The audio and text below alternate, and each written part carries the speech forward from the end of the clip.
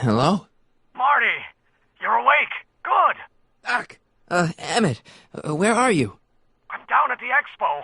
I snuck out early to avoid my pop. If he knew I was about to make a publicly scientific spectacle of myself, he'd hit the roof.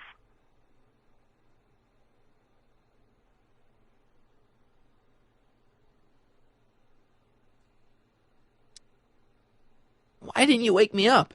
I tried to give you a nudge before I left, but you were practically comatose. How long has it been since you slept? Aside from being knocked unconscious, I'm not really sure. Anyway, I left you back at the lab to perform an important mission. On the table next to my law books, there's a device plugged into the wall. I think I see it. Is it glowing? Yeah, is that good? Good? It's fantastic. Glowing means my static accumulator is charged up and ready for action. Bring it down to the high school and we'll... Damn. What? It's Edna. But... Okay, Emmett. One static accumulator coming up.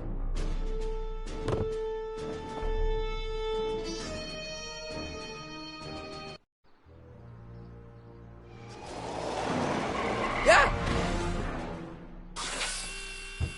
Jeez, Doc. Watch out. You almost ran me over. Sorry about that, Martin. This vehicle is sometimes difficult to control. Yeah. Hey, are you okay? After that argument about Emmett last night... I'm fine. Thank you for asking.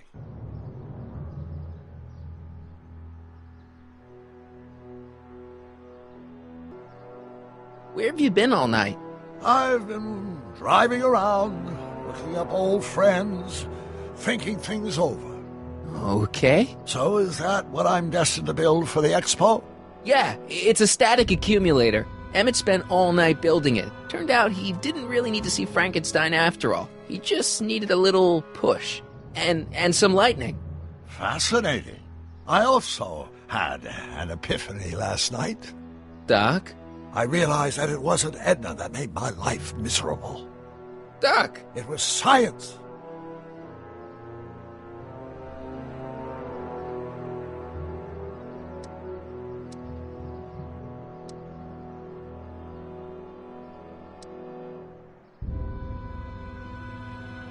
You can't give up science. You love science. Correction. My younger self loves science. But if Emmett doesn't go through with a demonstration at the expo, his dreams of being a scientist will dim just enough for Edna to step back into his life and steer him down another path.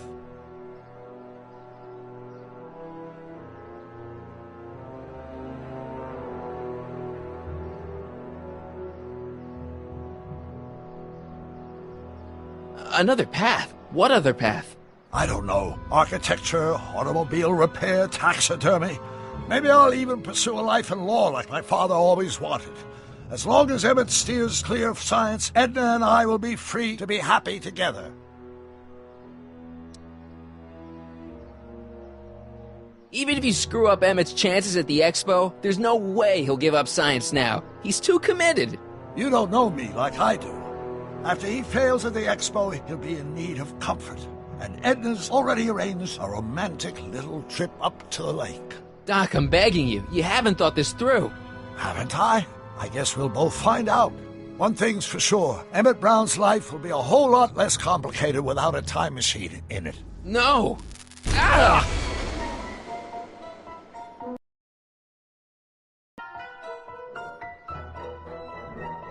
Where'd it go?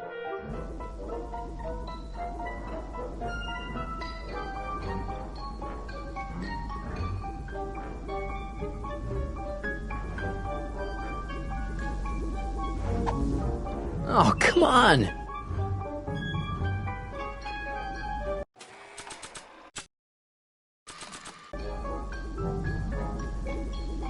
Here, little static thingy.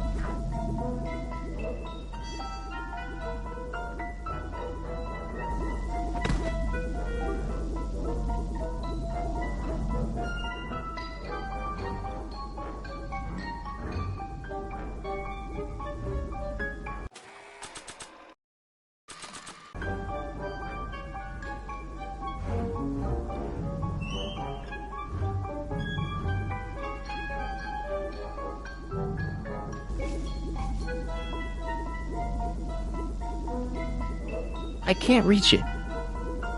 I can't reach it.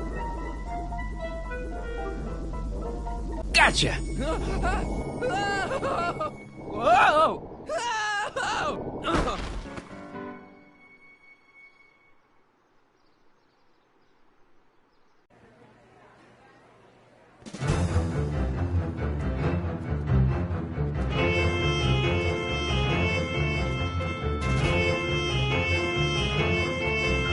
The future is coming today. There's a shiny new tomorrow on the way. A day of invention is at hand.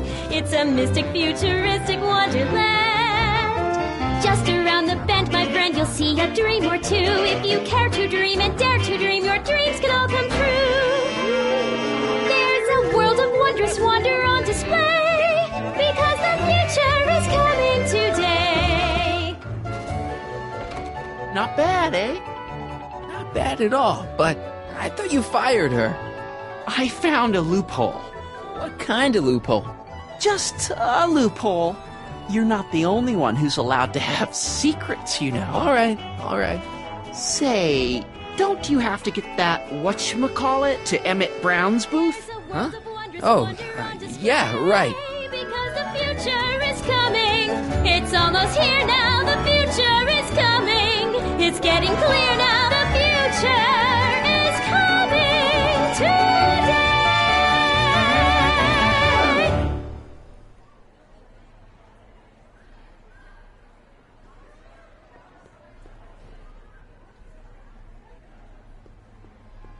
Enlightenment awaits you under the sea.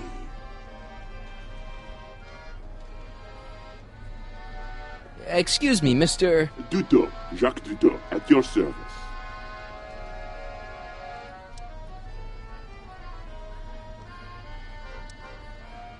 Could I get a ride in that bathysphere? Certainement, if you've got a ticket. Jacques Duteau, famous diver. So you're some kind of celebrity? I do not like to brag, but I have a small following, yes. See you around. Mr. Duteau? Oui? I guess people are always bugging you for autographs, huh? Asking you to tell them stories about your adventures and stuff. It gets a bit old, but I can always retreat to the depths. The fish are much less, demanding. See you around. Algae cakes taste so good. How about an algae cake? Sure thing, mister. Wait a minute. You're the guy that makes the algae cakes? But I thought you couldn't stand them. Hey, you're the guy that tried to pick up on my Eunice. Oh, for the love of... No algae cakes for you, Buster.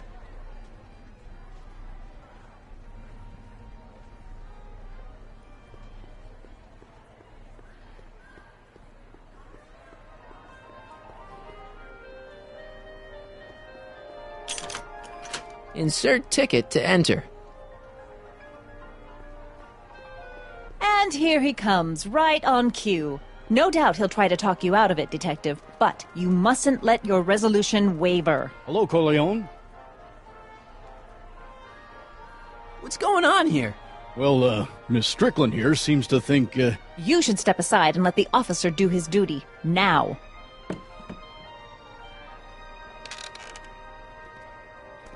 Wait a minute, that's Emmett's levitator up there.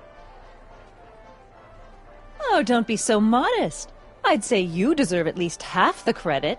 It was you who tricked poor Emmett into breaking up with me. It was you who manipulated him into dropping my project in favor of this clear hazard to public safety. It was my plan to get him back to inventing what he should be inventing. What's your point? Oh, I think you know exactly what my point is. Emmett's invention isn't going to work, is it? At least not the way poor Emmett thinks it is. how do you know this? I had a very interesting chat with Carl Sagan last night. I found out who Michael Corleone really is, and where he comes from. Is there something you want to tell me, Michael? Why don't you call him by his real name? Yakov Smirnov. Thanks a lot, Doc. An anarchist, A foreign agitator bent on sowing chaos and destruction in the Hill Valley Expo. Annie, you don't believe any of this bullshit, do you? Sorry, Yakov, but I really don't have a choice. Very good. And now, arrest this subversive. Come here. Look, here's the thing. I happen to believe this dame's got a screw loose, but she's been getting some clout in town ever since that business with Kid Tannen. But Emmett's gotta fly that electrokinetic levitator at this demo. His whole future depends on it. And my future depends on making sure he doesn't. The chief reads her column religiously. And, well, if I don't do what she says, she's gonna start a campaign to have certain tainted officers removed from the force. Isn't there anything I can do? Not unless you've got some dirt on Edna. Something that'll discredit her in the eyes of the law. Well? I'll dig something up. You do that. In the meantime, you and young Mr. Brown better... where is he, anyway? Wait, you haven't seen him? Emmett? Has this foreign radical done something to my Emmett? Maybe you should find him. Oh, you're letting him go? This radical subversive? Just like that? Okay, so I gotta find Emmett. And do something about Edna.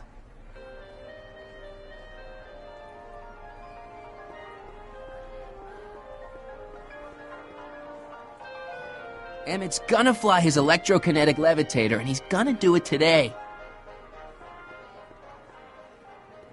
I can't believe Danny let himself get bullied into shutting down Emmett's booth.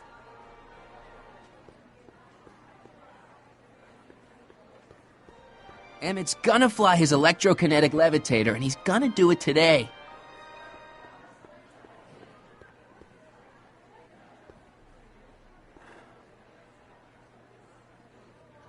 Come on, Emmett, where are you?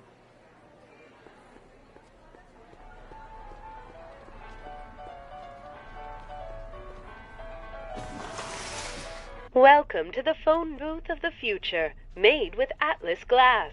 Atlas, unbreakable and soundproof.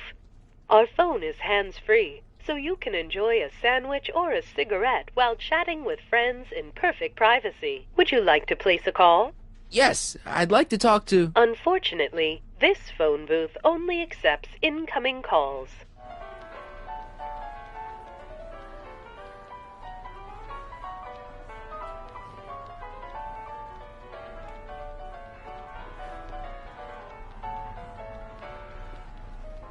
Hi, Trixie. That's Techni to you, kiddo.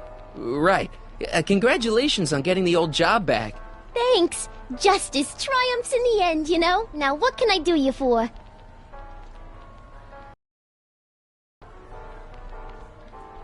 So, which exhibits do you recommend? The most popular attractions are the Glass House, the Future Furnishings, and of course, Enlightenment Under the Sea. You know who that is under the diving helmet? That's Jacques Duteau himself. Of course, you need to get tickets if you want to see the main attractions. How much are tickets? Aw, put your money away. Here, you're kind of like family now, you know? Thanks. You seen Emmett around? I'm kind of worried that he's not at his booth. Let me think. Yeah, he wandered down that way a little while ago. He was talking real intense with another guy. Older guy? Looked a lot like Emmett in the face? Yeah, uncle or something? Or something.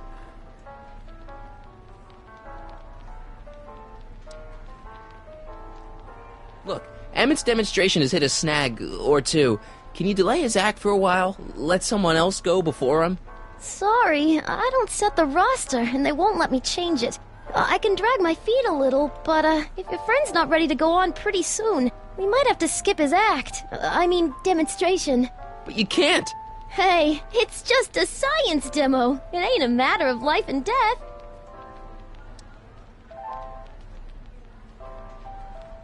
What time is Emmett supposed to go on? Let's see, 8 kilobeats past 50. We're on metric time here at the Hill Valley Expo. Edna Strickland is trying to get Emmett's booth shut down. That dame don't know how to mind her own business, does she?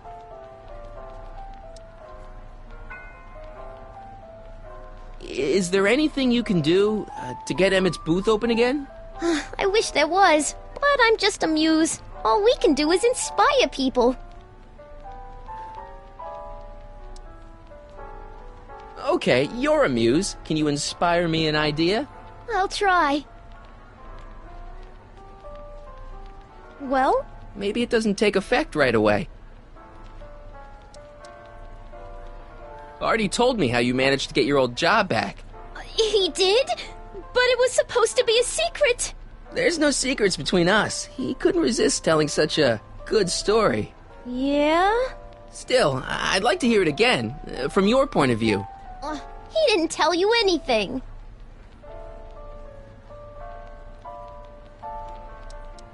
Come on, Trixie. I'm dying to know how you got the job back. You won't hear it from me. I don't talk out of turn. Thanks. Happy to help. Shh, he's approaching. The amazing inebriomatic. Well, from what the boys in the lab tell me, someday we'll be able to tell whether people have been drinking just by breathing into a machine like this. Try it out. I don't think so.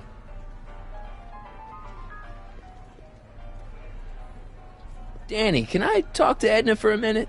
Be my guest. I'd like a couple minutes of quiet.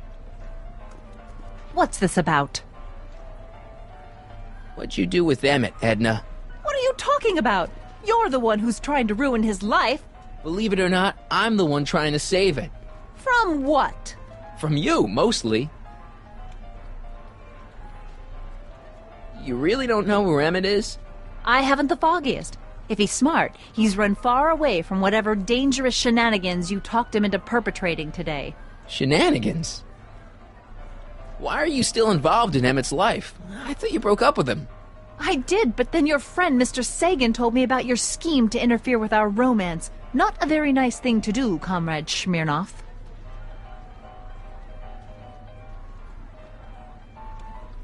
You don't really think Emmett's gonna want you back after you crushed his heart and tried to stop his demonstration at the expo, do you?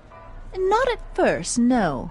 But eventually he'll realize I've got his best interests at heart, and he'll come running back to me like one of those dogs he loves so much. But you hate dogs. Yes, ironic, isn't it? Why'd you go and get Emmett's invention sealed up like that?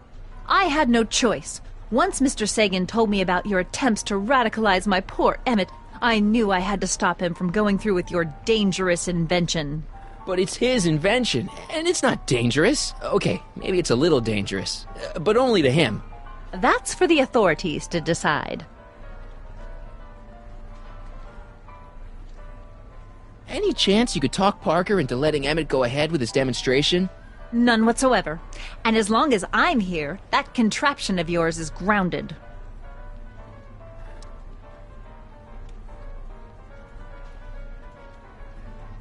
I know your deep, dark secret. Secret? What secret?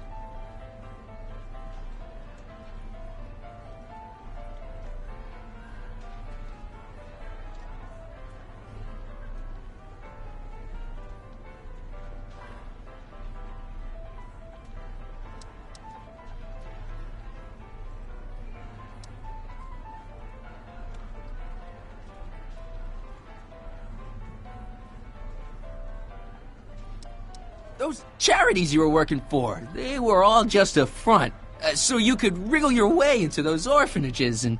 And steal their piggy banks? Right.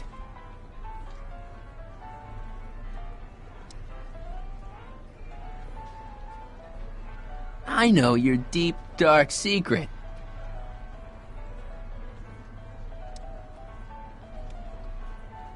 You know, what you were whispering about with Carl Sagan yesterday. You overheard? Sure I did. And you did a really lousy job at, burying the body. Oh, you didn't hear a thing. What I was talking about with Carl Sagan is between me and Carl Sagan. I know your deep, dark secret.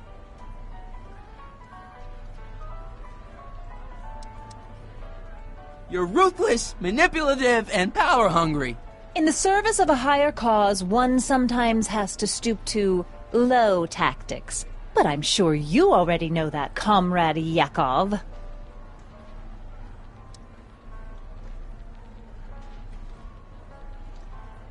I know your deep, dark secret.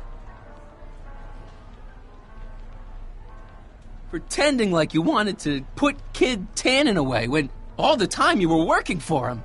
Oh, how preposterous. I know your deep, dark secret.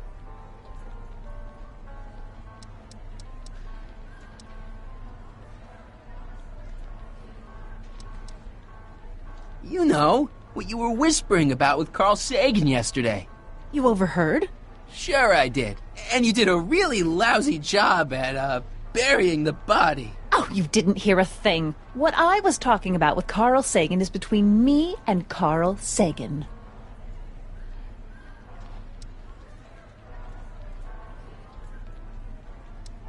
Have you seen Mr. Sagan around here anywhere?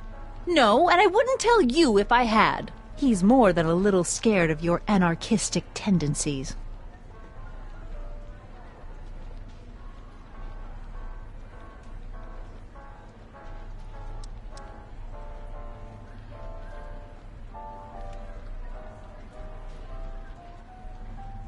Did you see? Trixie Trotter got her old job back.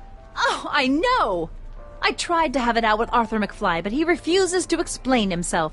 Apparently, he discovered some sort of loophole that allows that Canadian to retain her position. Well, the Ladies' Decency Society shall hear about this. Make no mistake.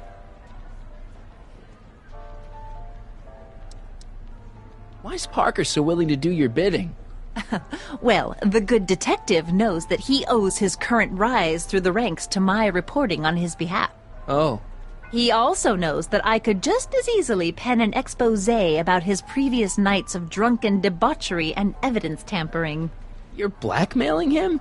Reporters don't blackmail, Mr. Smirnoff. We look out for the public interest. Okay, this is pointless. I've got to find Emmett. Stay away from him, you anarchist hooligan.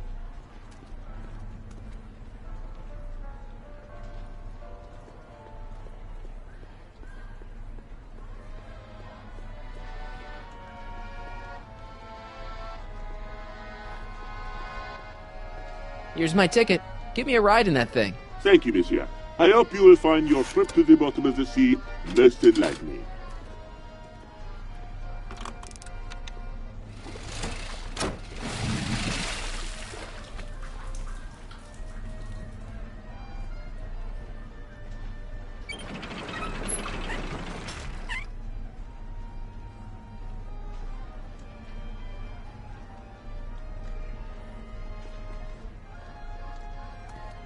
Well? Heavy. Monsieur has a way with words.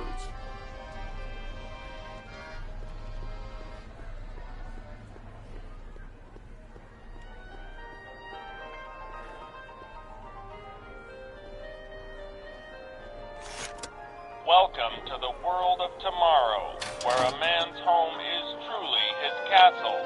Here, gratification is just always a push of a button away.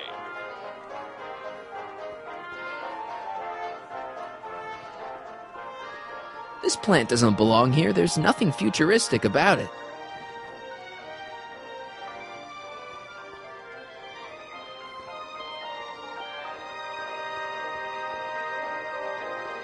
A fully equipped home entertainment center. So, where's the ColecoVision?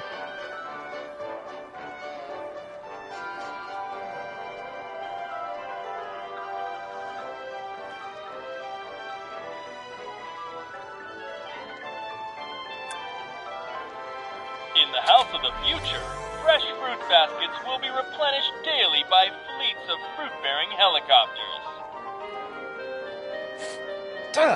Ah, it's wax.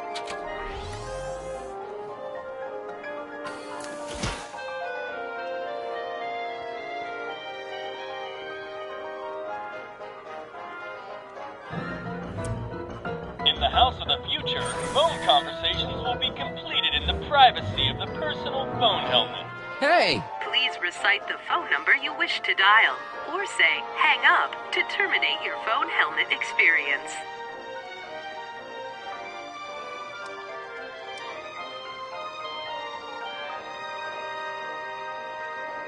Klondike 4385.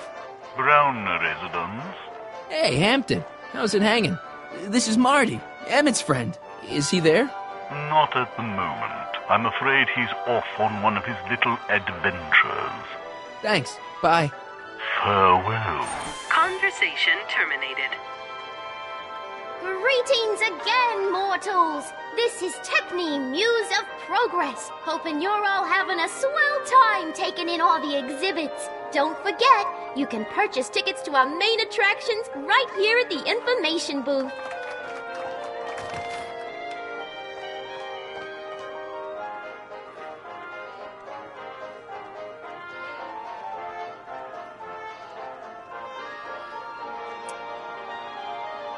In the mood for fun?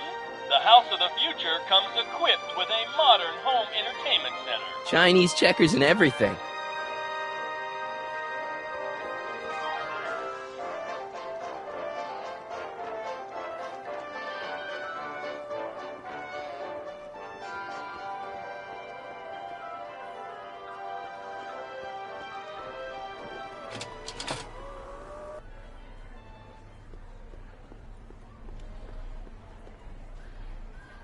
I think that's supposed to be a clock.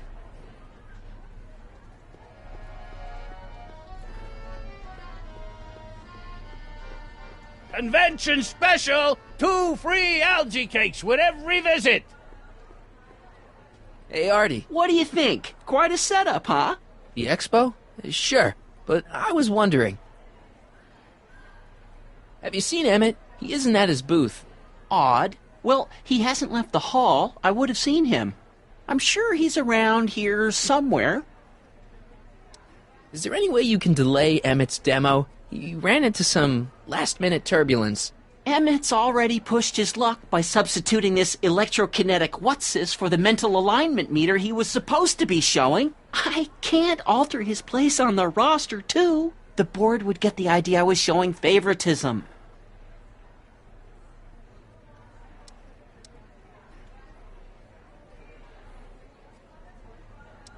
You sure you can't just push Emmett's slot back a little? I could eliminate it altogether. Would that work for you? What? I was just remembering a time when you refused to take me to the zoo. Huh? Nothing. Edna Strickland got Officer Parker to close Emmett's booth down. What? Why? She claims his invention is dangerous. Is it? That's not the point.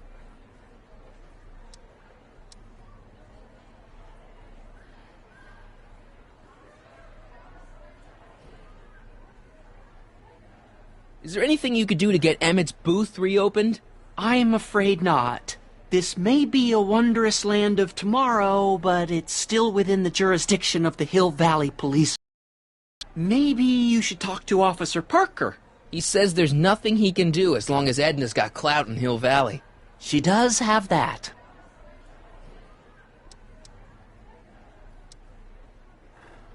Come on, you can tell me. How did you manage to get Trixie her job back? I thought her being Canadian was a deal breaker. If something's really important to you, you find a way. You ought to know that.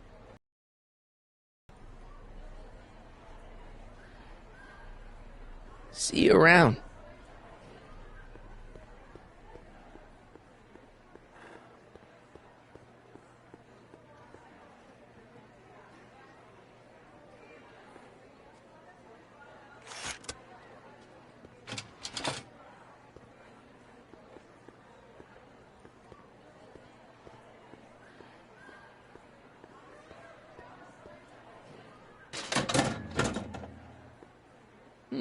No one in here.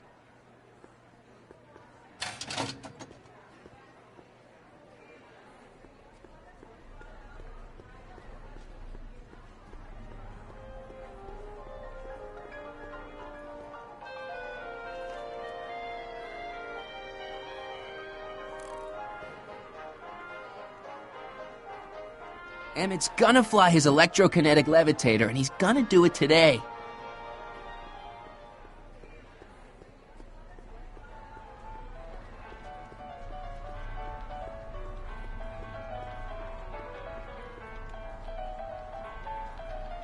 Are you ready for a picture radio? Wonder if that's anything like MTV.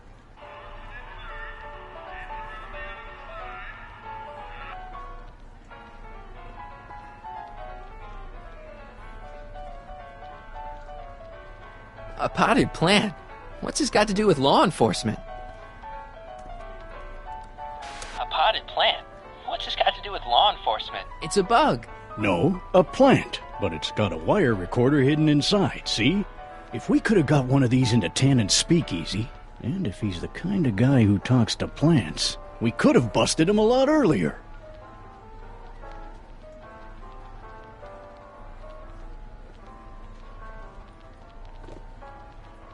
Hey, don't walk off with the recording plant. It's the only one I got.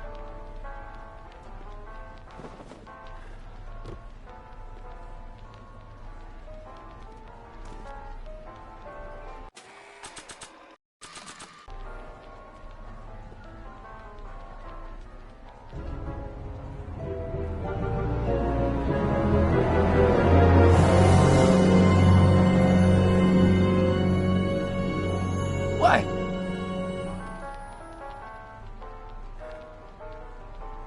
Act casual. He's coming back. The electro pacifier. Amazing, isn't it? They say one day we'll be able to stun fleeing criminals by shocking them at a distance. Does it work? Nah, it's just a model.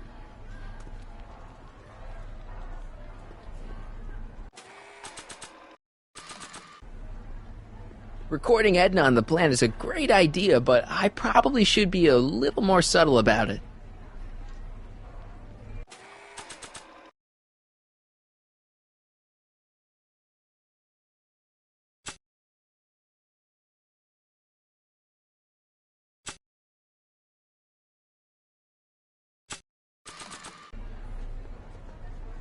Nah.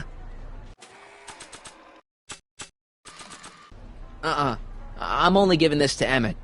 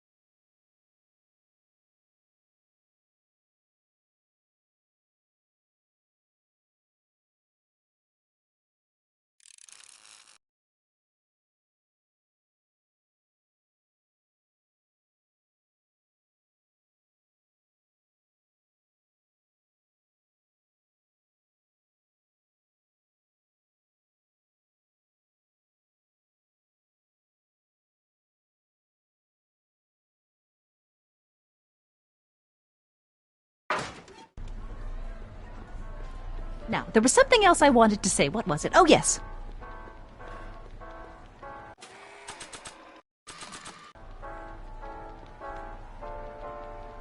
Okay, call me a snoop.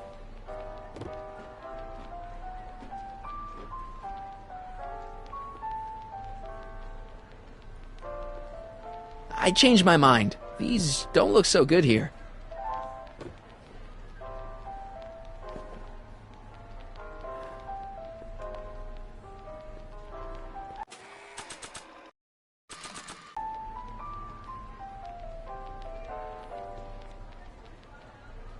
Okay, call me a snoop.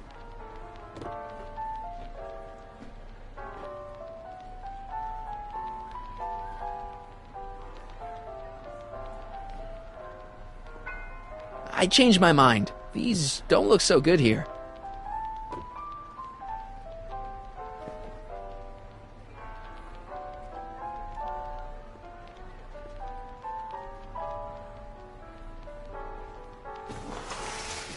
Would you like to place a call? Yes, I'd like to talk to... Unfortunately, this phone booth only accepts incoming calls.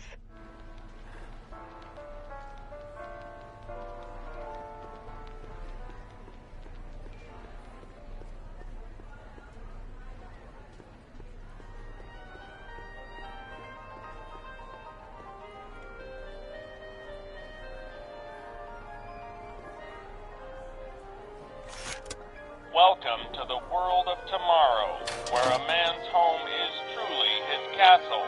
Here, gratification is just always a push of a button away.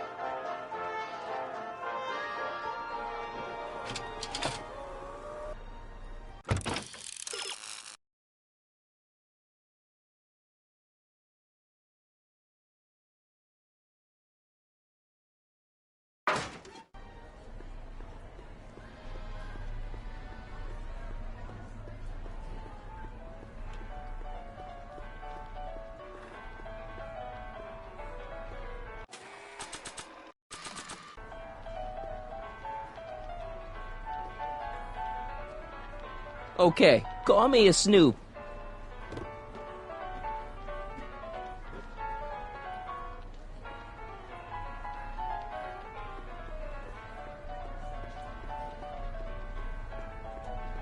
Well, speak of the devil. Hey, Danny, could I have a word with you? Comrade Smirnov, come to turn yourself in? In private? With pleasure.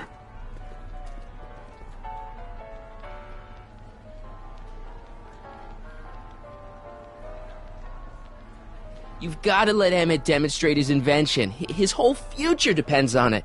I'd love to, kid, but Miss Strickland thinks it's dangerous. And unless you've got something on her, her word is pretty much law.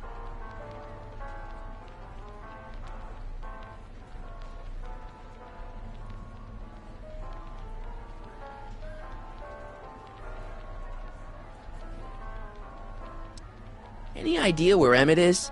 Well, he was working over by his booth, but by the time Edna got done haranguing me, he was gone. I hope he comes back soon so we can get this mess cleared up. What's a newly promoted detective like you doing hanging out at a science expo anyway? Are you kidding me? This is a great assignment. I get to sit around all day playing with nifty new crime-fighting gadgets, like this. What does that do? Hell if I know.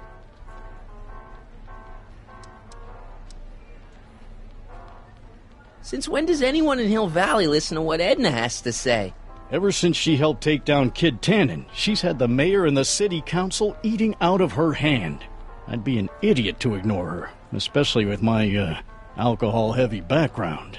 Boy, I wish I could catch her jaywalking or something. I'd throw the book at her. Yeah, but you never catch a dame like that breaking the law, darn it. Thanks. I'll be back. Oh, I hope so. You gotta get this albatross off my neck. Well, did you put the screws to him? Did he confess?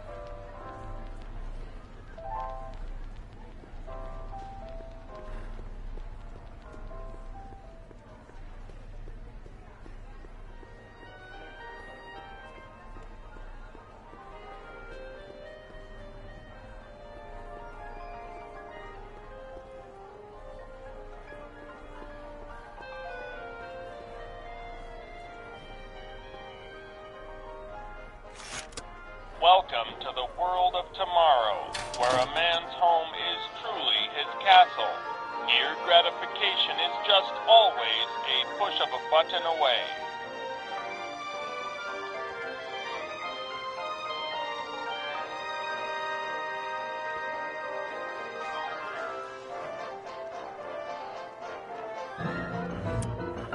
In the House of the Future, phone conversations will be completed in the privacy of the personal phone helmet. Please recite the phone number you wish to dial, or say hang up to terminate your phone helmet experience.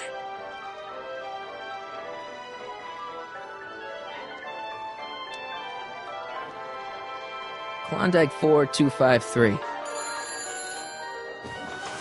Hill Valley Expo, where the future is coming today. This is Checkney News of Progress. To whom am I speaking?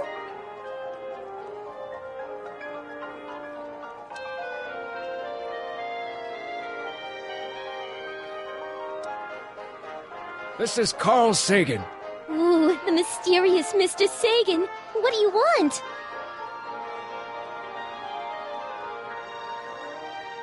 Can you put Edna Strickland on the phone for me? Sure thing, Mr. Sagan. Hey, Strickland! Somebody actually wants to talk to you. Mr. Sagan! I didn't expect to hear from you again till after the expo. You didn't? Yes, wasn't that part of our plan? Yes, our plan. About that plan.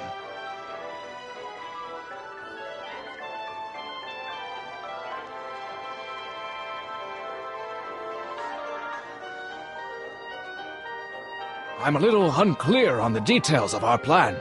Unclear? But it's your plan. I mean, I'm worried that you're a little unclear on the details. What details?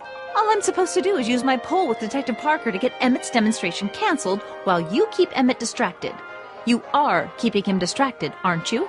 Oh, yes. He's a very distractible young man. Oh, that's what I keep telling everyone.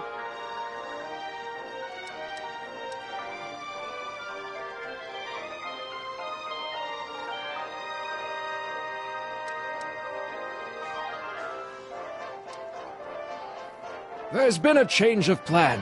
What? Yes, I've changed my mind. I think we should let Emmett go through with his demonstration.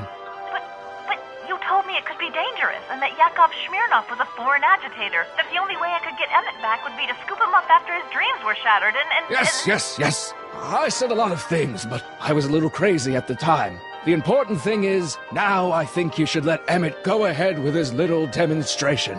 Oh, I get it. What? It's Comrade Smirnov, isn't it? He's gotten to you. No! I really want Emmett to go ahead with his demo.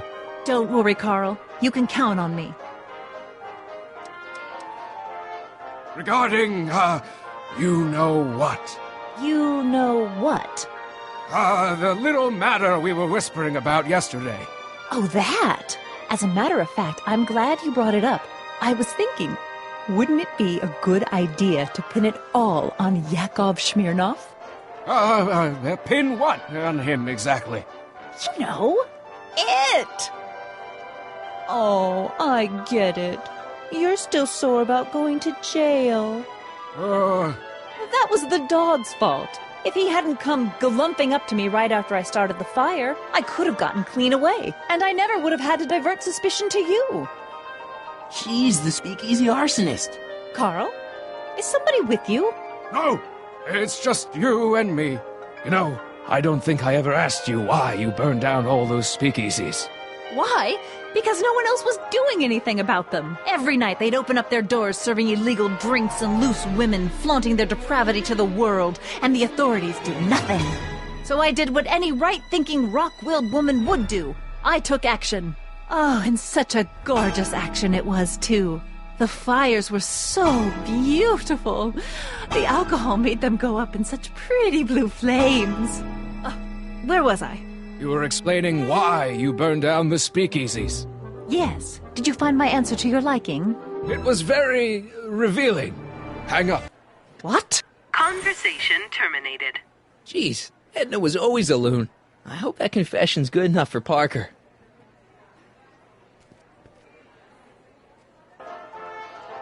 Next up on our roster, a man who saw the possibilities in pond scum. Welcome, Ernest Philpott! Thanks, Trixie. Technique. I'm truly honored to be here today among all you puppy-headed type people. Like the lady said, I labor in the field of pond. LG, ladies and gentlemen, is a mysterious and little-known biological entity. Through diligent study and countless hours of experimentation, I believe I have unlocked the secrets of this noble vegetable, and I am here to present my discoveries to a disbelieving world. Algae cakes, ladies and gentlemen, is the next... You know, I don't think I ever asked you why you burned down all those speakeasies. I think a lot of people are going to be interested in that answer. Vitamins A through J, along with enough protein to choke a horse. Till now, people haven't been getting the benefit of all this nutrition. Oh, hello, Smirnov. Hey, Danny. Do you mind, comrade? We're busy trying to protect the expo from the likes of you. This'll only take a minute. Our plant recorder. It's not a good idea to steal police property, you know. Listen. You know, I don't think I ever asked you why you burned down all those speakeasies. Why? Because no one else was doing anything about them. Detective Parker, Surely you're not going to believe this crudely manufactured forgery of a recording. I'm not sure what to believe, ma'am. But based on this crudely manufactured forgery, I'm afraid I'm going to have to ask you to come down to the station to answer a few questions about your whereabouts on the night of the Speakeasy fires. Oh, very well. Heavens, what's that? You know, one of these days I should really stop falling for that. Hey, does this mean that the barricades can come down from Emmett's booth? Let's take that as a yes. Emmett's gotta be around here somewhere. Thank you, Ernest. Do be sure to drop by his booth and sample an algae cake. I have, and it was very interesting. I will be back later to highlight another of our fine exhibitors. See you soon.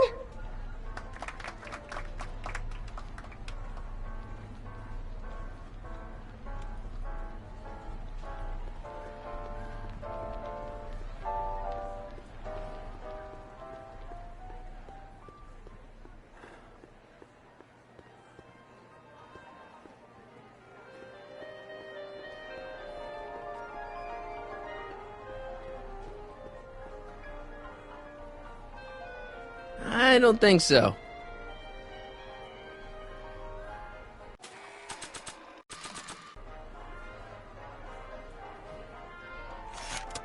Welcome to the world of tomorrow, where a man's home is truly his castle. Here, gratification is just always a push of a button away.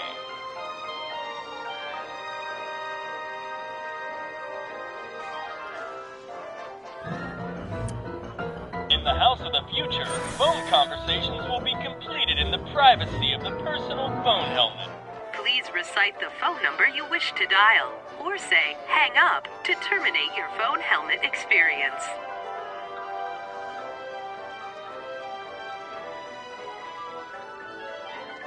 Klondike 4385. Brown residence. Hey, Hampton.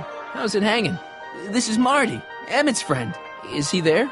Not at the moment. I'm afraid he's off on one of his little adventures. Thanks. Bye. Farewell. Conversation terminated.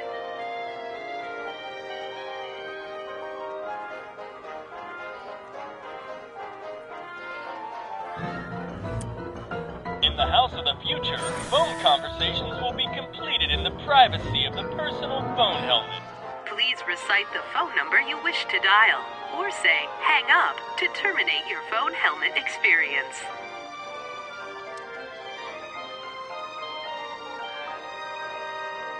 Klondike 4253. Hill Valley Expo, Techni speaking. Who's this?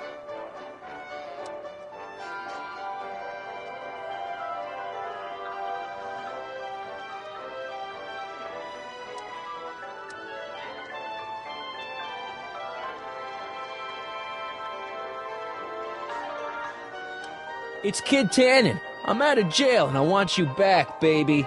I don't know who you are or why you're doing that horrible impersonation of Kid, but that part of my life is over. I've gone legit. Conversation terminated. Good for you, Trixie.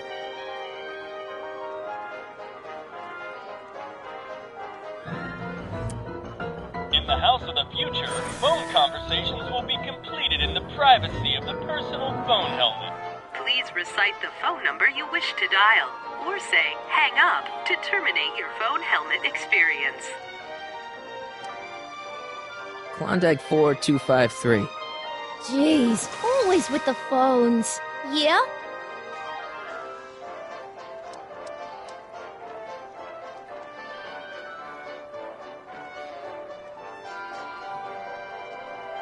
This is Anthony. I'm looking for a friend of mine, Mr. Closeoff. Closeoff? Yes, first name Oliver. Oliver Closeoff? Listen, kid, I didn't just fall off the poutine truck. Who is this really? Hang up. Conversation terminated.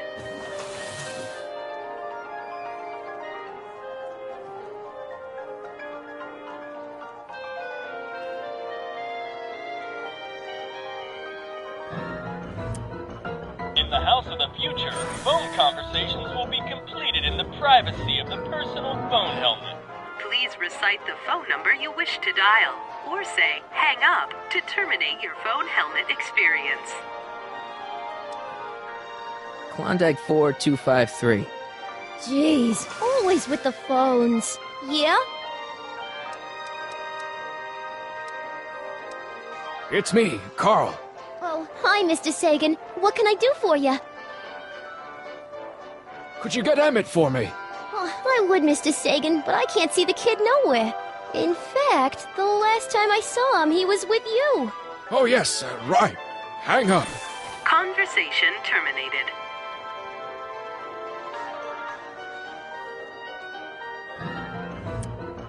In the House of the Future, phone conversations will be completed in the privacy of the personal phone helmet. Please recite the phone number you wish to dial, or say hang up to terminate your phone helmet experience. Klondike 4253. Jeez, always with the phones. Yeah? Hi, Trixie. It's me, Michael. Oh, hi. What can I do for you? Oh, nothing. I was just checking out this snazzy phone. Okay, bye. Bye. Conversation terminated.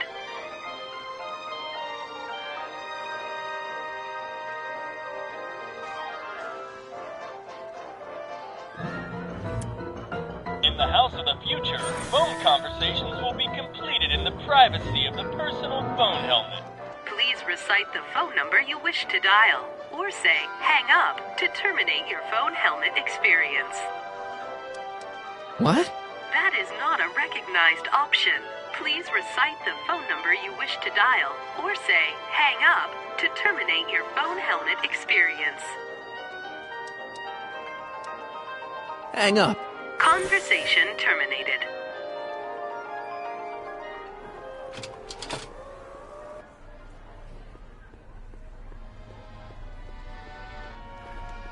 Algae cakes! Miracle food from the swampland! How about an algae cake? One algae cake coming right ahead. Hey, wait a minute. It's you! Forget it, mister.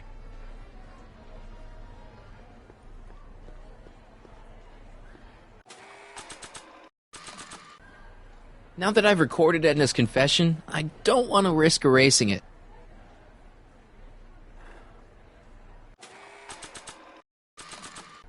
Hey, Artie.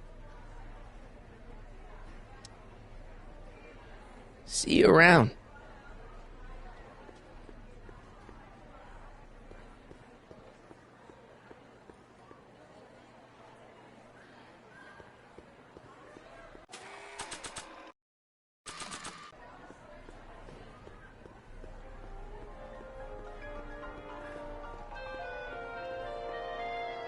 Emmett's gonna fly his electrokinetic levitator, and he's gonna do it today.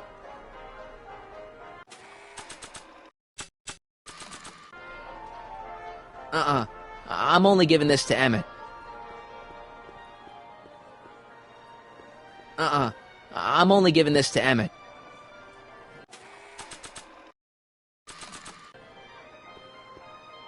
Emmett's gonna fly his electrokinetic levitator, and he's gonna do it today.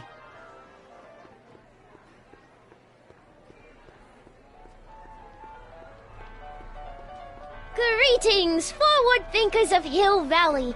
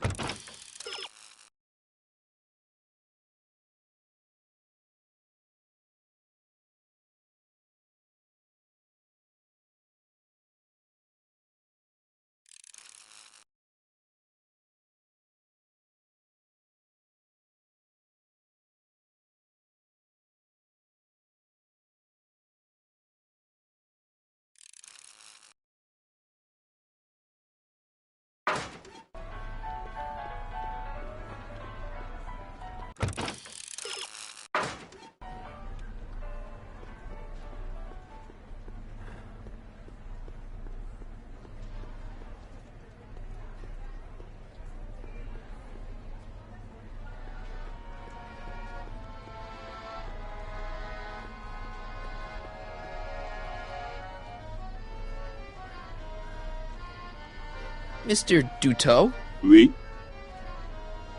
I'm looking for a friend of mine, Emmett Brown. Tall young guy, reddish brown hair. A distracted look? That's him. Any idea where he went? He just passed by here with an older gentleman. I think they were headed into the House of Glass. Great, thanks.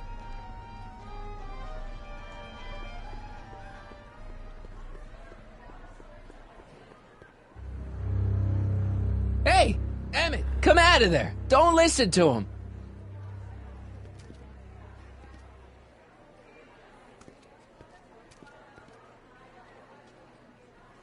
Perfect.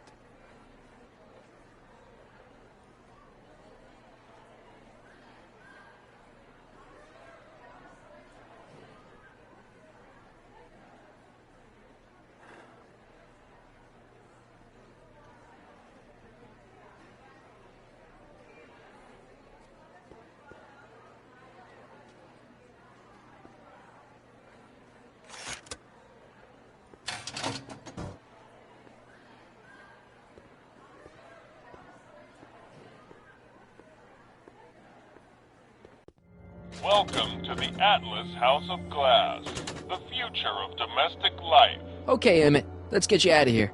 Emmett! Emmett, don't listen to him. He's crazy. I'm still not sure about this business proposal, Mr. Sagan. Let me explain it again. Unbreakable and soundproof. Soundproof glass. Great. Our living space can be configured to meet the needs of any family. Need a private study? Simply slide the walls in, or slide them out again to create a spacious banquet hall.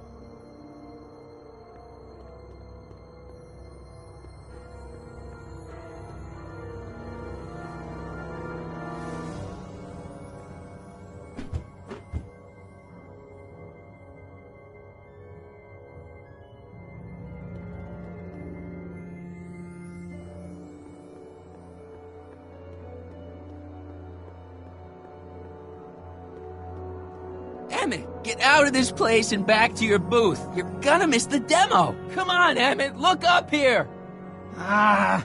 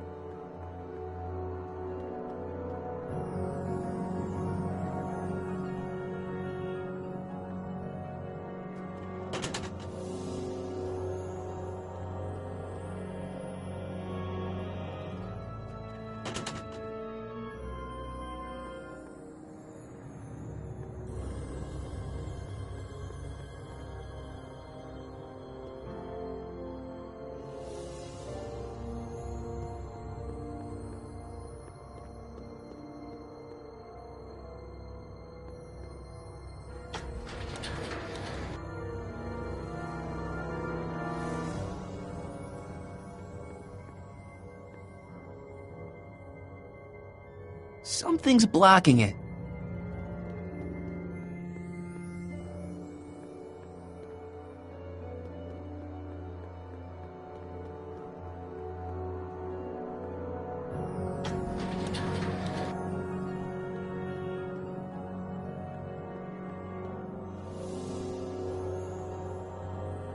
It won't slide open.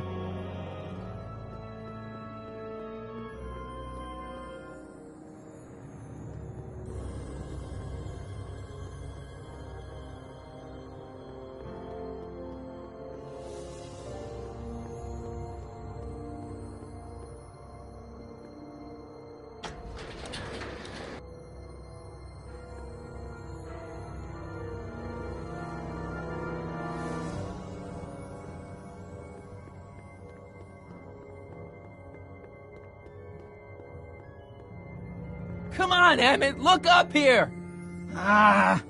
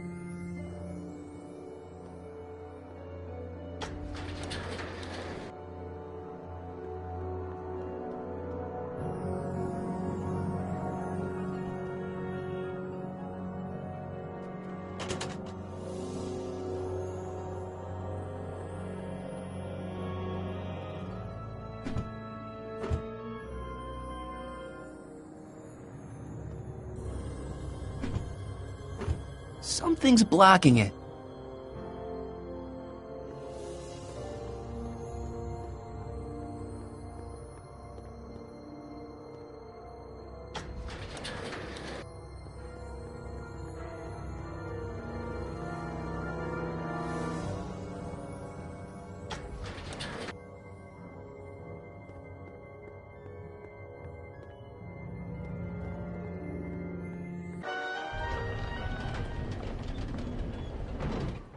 Emmett? Where'd you take him now, Doc? The next exhibitor on our list is Officer Danny Parker of the Hill Valley Police Force. Officer Parker is going to demonstrate a few of the many marvelous tools that our boys in blue will soon have at their disposal. The criminal element has truly met his match today. Officer Parker? It seems our next exhibitor is unavoidably detained, but I'm sure his presentation would have been both enlightening and exciting. How about a round of applause just for the heck of it?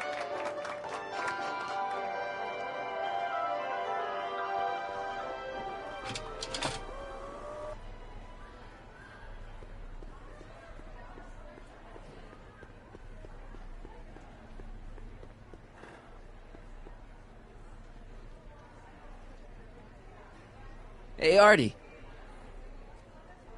Did Emmett come through here with Carl Sagan? I saw them come out of the Future Furnishings exhibit not too long ago. But no, they didn't leave the hall. See you around.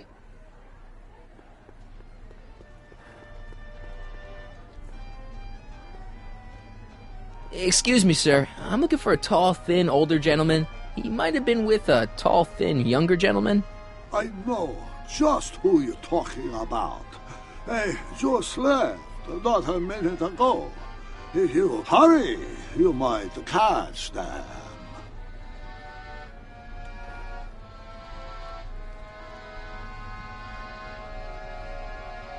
Take off your helmet. I prefer to leave it on. The inland air is difficult on my sinuses. I know you're in there, Doc.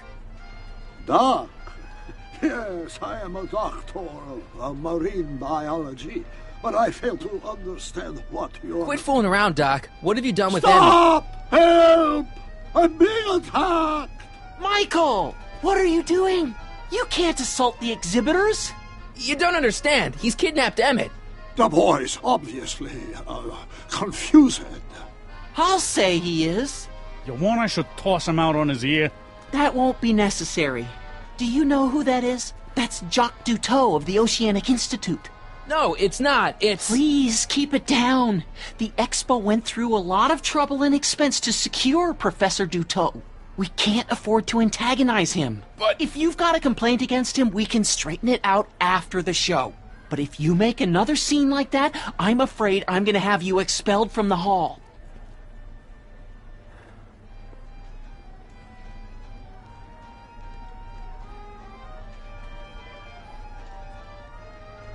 Professor Duteau, huh? At your service.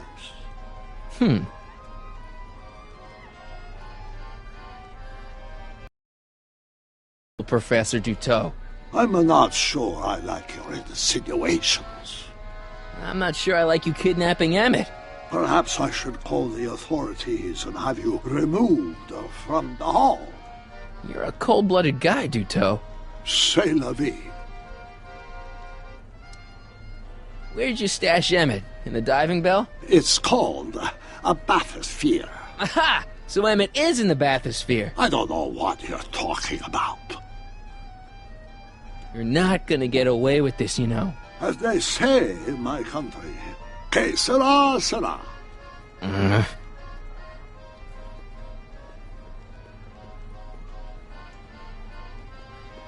Here's my ticket. I want to see inside that bathysphere. I don't think so. What do you mean? I've got a ticket. You have to honor my ticket. It's the wrong kind of ticket. Sorry. Oh, give me a break.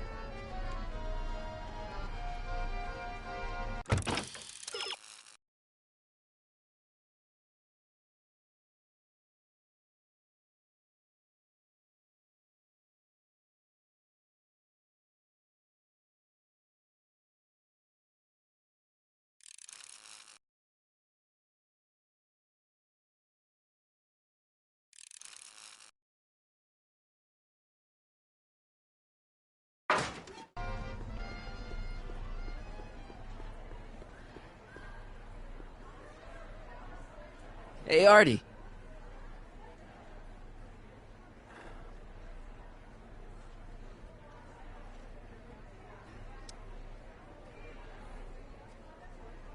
This ticket should get me into any exhibit on the floor, right? Sure, that's a P ticket. Well, the guy at the aquarium is refusing to honor it. There must be some mistake. Come on, let's straighten this out. Professor Duteau, this young man claims you refused to take his ticket.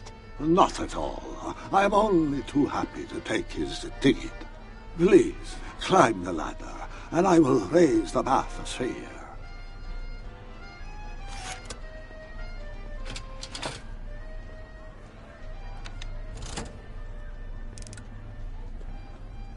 Mon Dieu! What is the matter? The gears, they must have become stuck. I am afraid I cannot raise the bathysphere at this moment. What a shame. Yes, tis. Well, I will work on the problem. Perhaps if you come back later. Come down, please. The bathysphere exhibit. Step back! You're crimping the hose! What does it matter if there's nobody in the bathysphere? It's very bad form. Oh, sorry.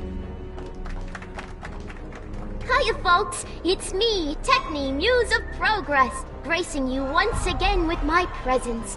And speaking of presents, what better gift could Hill Valley offer the world than this magnificent science and technology exhibit, hey folks? If you haven't done so already, I urge each and every one of you to take a peek at Furnishings of the Future, right here in our main hall.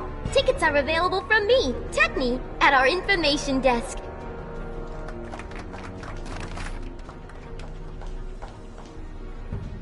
It's an old nautical superstition. A crimped hose. Phew, that's better. Mercy.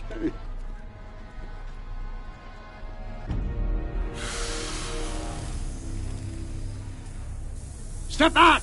You're crimping the hose. What does it matter if there's nobody in the bathysphere? It's very bad form. Oh, sorry. Hey! I'm just gonna keep holding this air tube closed until you raise the bathysphere. I wish you wouldn't. Why not? There's nobody in the bathysphere, right?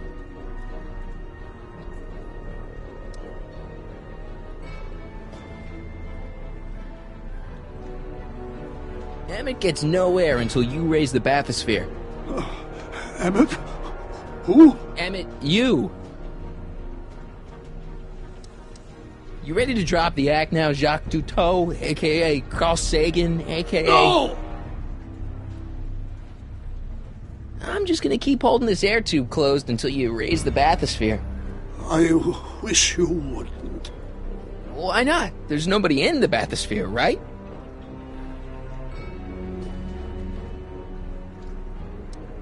Emmett gets nowhere until you raise the bathysphere. Emmett? Who? Emmett, you. You ready to drop the act now, Jacques Cousteau, a.k.a. Carl Sagan, a.k.a. No! You know what happens when the air runs out, to both of you. Step off the hose! Raise the bathysphere, Doc.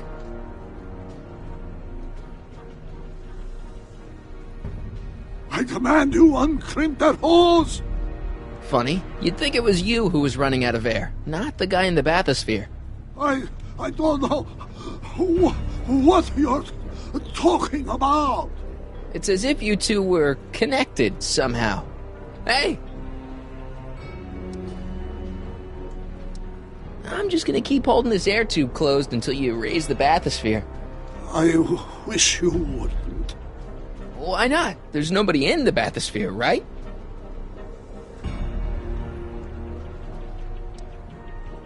You know what happens when the air runs out, to both of you. Step off the hose!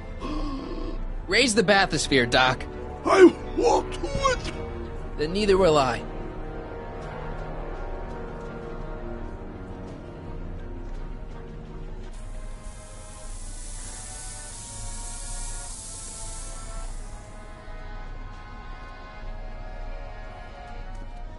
So the rods, the gears, they have become unstuck. There, see? It was just a malfunction after all.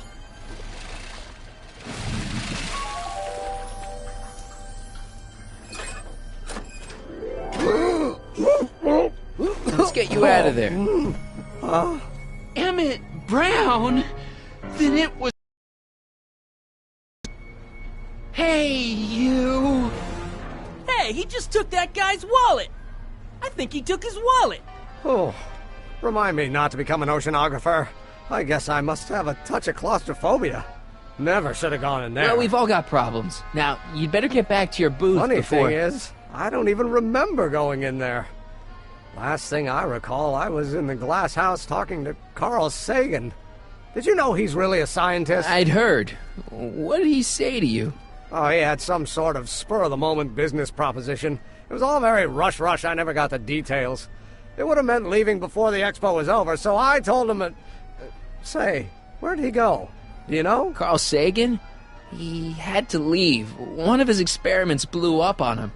Oh, I know how that is. Greetings and salutations to all our honored guests. I am Techne, Muse of Progress. And it is my pleasant task once again to highlight one of the great minds who was hard at work building a better tomorrow. I think that's me. I'm next on the roster. But are you ready? No, I don't have a choice. Did you bring the static accumulator? Oh, right. Here you go. Great. Come on, let's get up there. And who knows? One of this kid's gizmos just might take off and change the life of everybody in town. Could it be the very thing he's brought to share with us today? That ought to do it. Are the block bearings all in the raised position? Block bearings. Raised position. Check. Then it looks like all systems are go. Wish me luck. I don't have to. Ladies and gentlemen, I give you Emmett Brown! Objection! Objection, Your Honor! I hereby demand that the scientific demonstration of one Emmett Lathrop Brown be terminated and forfeit by reason of insanity. I declare him to be in contempt of me, his father. Where is he? Hand him over this instant! Ugh, that boy! You don't think you can shelter him?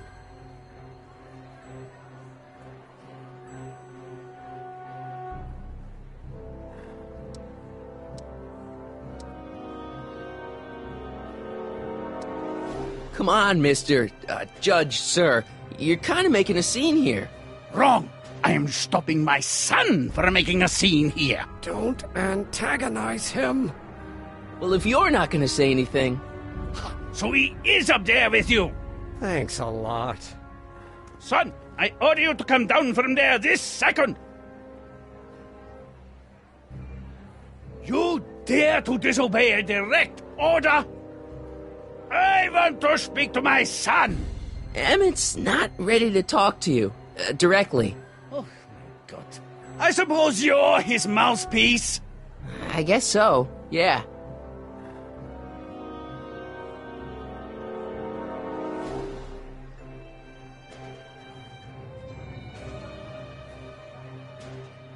You can't talk him out of it. His mind is made up. So, if talking won't work, there's always thrashing. If I can say so, sir, the problem is you're coming on too strong. You intimidate him. I don't intimidate him enough. That's the problem. Can't you two have it out later? You mean after he's gone through with this ridiculous stunt? Yeah? No! Stay right there. I'm not going anywhere. Fear!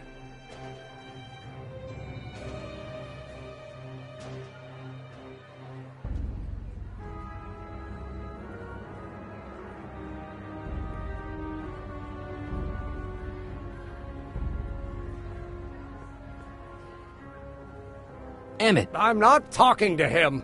There's no point.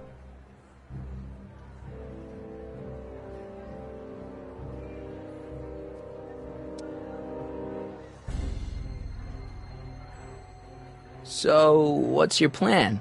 I just stand here like this indefinitely. After a few centuries, the process of petrification will set in, and that'll be that. Okay, that is a plan.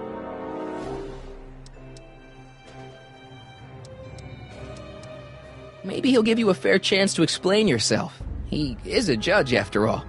Yes, a judge who's already passed sentence. He won't listen to me.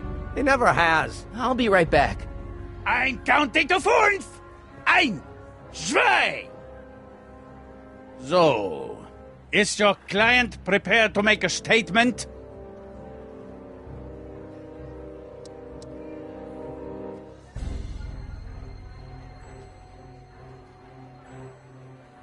He says it's no use talking to you. You never listen? That only shows how pig-headed he is. Of course I'll listen. If he can justify his craziness, I'll be only too happy to indulge it. Stay right there. Emmett. I'm not talking to him. There's no point.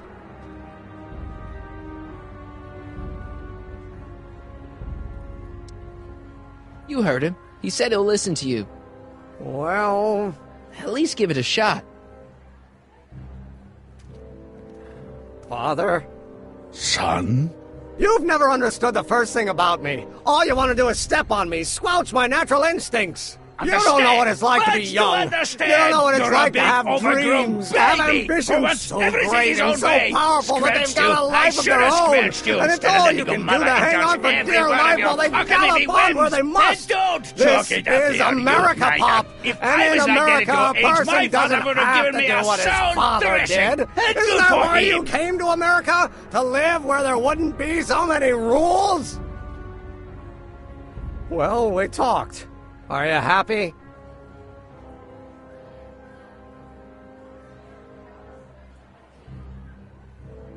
Emmett? Here to play peacemaker again, Pollyanna?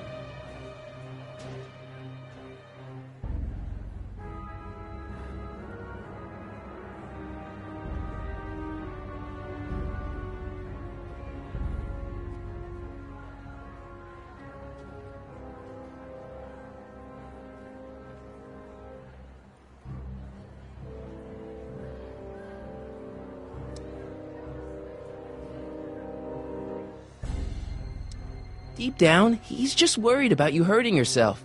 No amount of physical pain could equal the pain he's already inflicted to my spirit.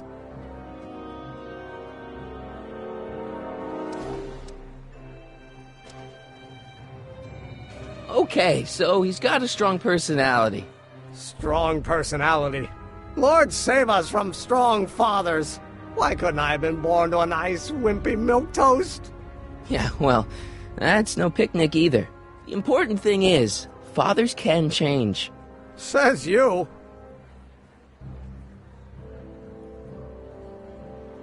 I don't know. I think you two are on the verge of a breakthrough.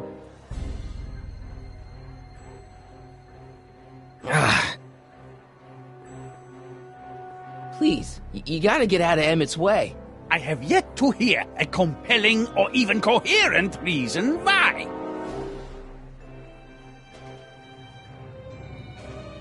See, Your Honor, it's just that this demo is so important to Emmett. A childish kerfuffle. He'll forget all about it in 2 weeks' time. That's what I'm afraid of. Emmett's just... stubborn, willful, single-minded, incorrigible, and obsessed. Okay, but if you look at it from the right angle, those traits are kinda... good. That may be your angle, Sonny, but I'm not so sure it's the right one. Make no mistake, those are traits that lead to trouble. He gets them from his mother.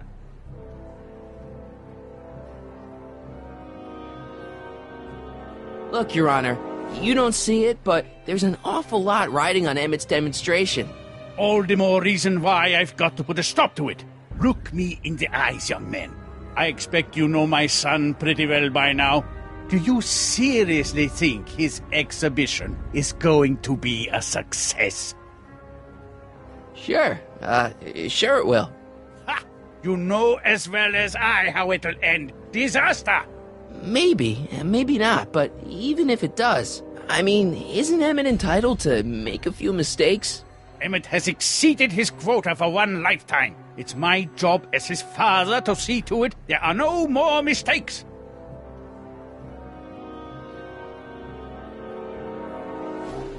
Emmett's just trying to make a name for himself. Maybe things were different when you were a kid, but nowadays you gotta take chances. What do you know about taking chances? Try moving to a strange country where you don't speak the language with only $2 to your name. You? You bet your socks, me! And I made out all right, too. How'd your dad feel about it at the time? Papa? He was fit to be tied. He called me a disobedient little...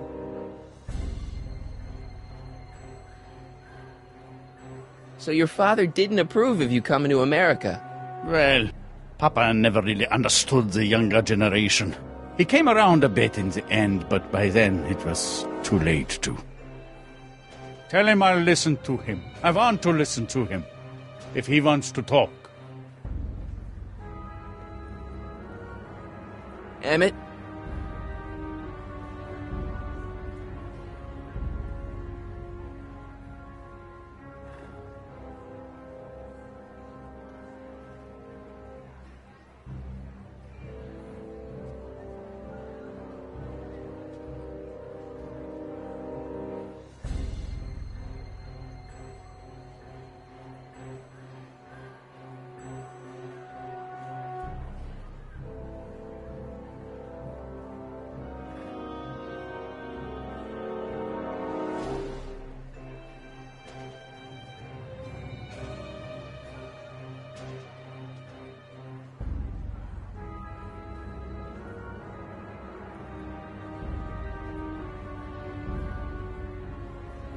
I really think he means it this time. He won't listen to me. Okay, so he's got a strong personality. Strong personality. Lord save us from strong fathers. Why couldn't I have been born to a nice, wimpy milquetoast? Yeah, well, that's no picnic either. The important thing is, fathers can change. Says you.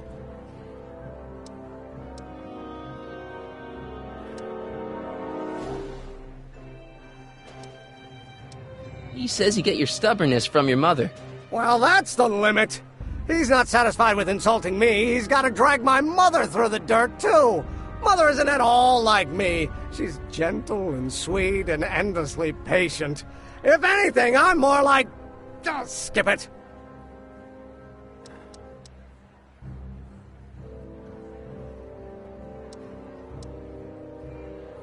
You were starting to say that you're like... Skip it. Can it be that you and your dad? No, next subject. Emmett, stop being a dope. You've got your pride, okay, I get it. And so does he, but what's the harm in trying to make peace with the guy? He's your family, and family's important. Sometimes it's, well, even more important than we realize. May I come up?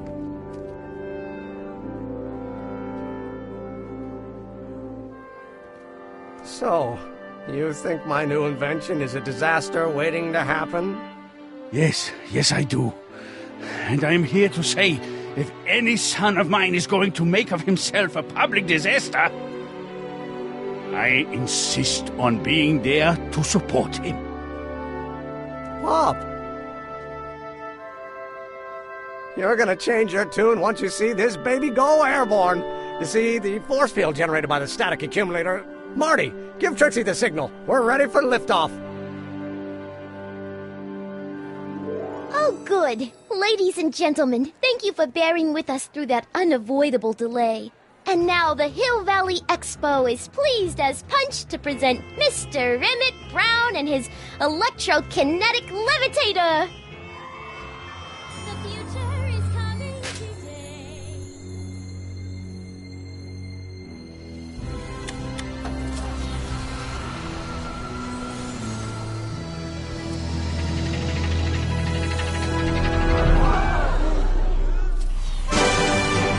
Look at that! He's flying! My Emmett is flying!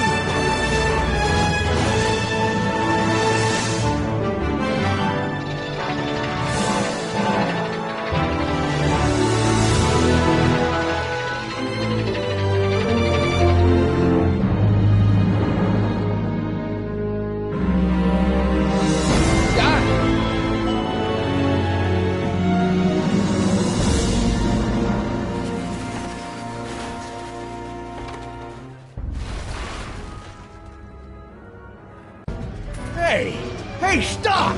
Get back here!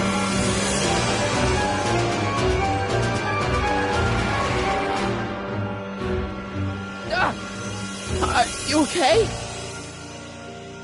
I thought I could change her. Things could be different. Forget about it. Come on, we gotta find a way to stop her before... No, don't come any closer. Doc! Go away! But... Move!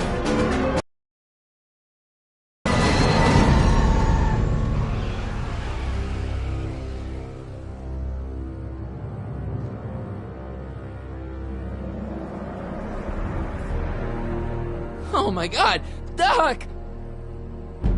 Say something. Chromium, lithium, potassium, iridium, titanium, ruthenium. I'll get help. Newspaper. What? You mean...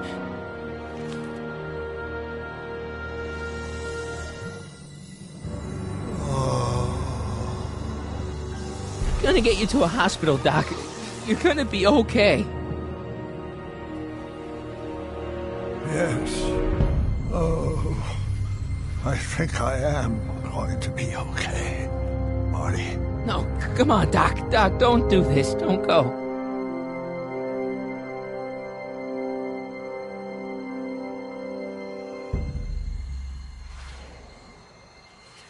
Doc, come back.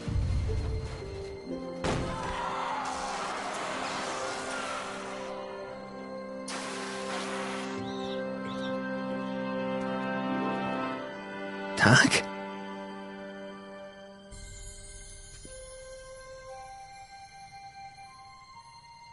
Marty, have you been out here the whole time?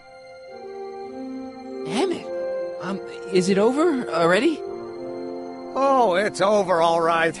You missed a very wild party. I'm afraid I've been banned from the expo for the next 50 years. And if I were you, I wouldn't go back in either. At least not until all the broken glass is swept up. Oh, what was I thinking? Naturally, the ionic wind generated by an electromagnet of that size is going to play havoc with a merely mechanical steering mechanism. We need a much more advanced control system. I wonder if we could find a way to translate the body's own gravitational field into electrokinetic force. One might be able to direct the ionic current simply by shifting one's weight. Oh, great Scott, that's it!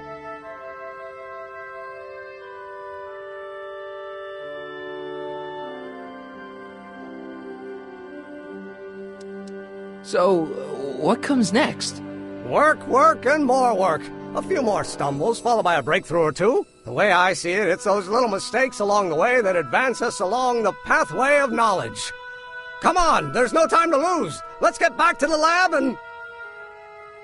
I'm sorry, is something wrong?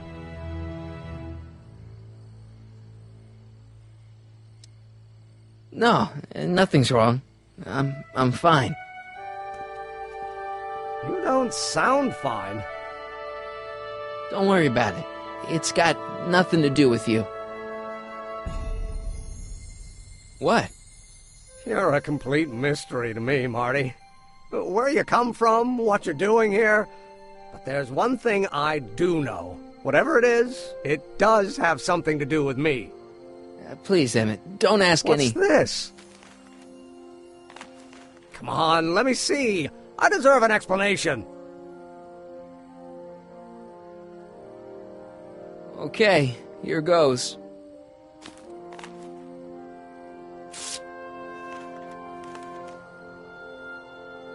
What's that? An explanation. But you've got to promise me, don't look at it until you get the key to the city. Huh? Emmett! Just promise. Emmett, where are you, my son? I'll be right there, Pop. Key to the city? I don't understand. And you can't understand. Not for a long time. It would do irreparable damage to something. Just say you promise. Okay, I promise.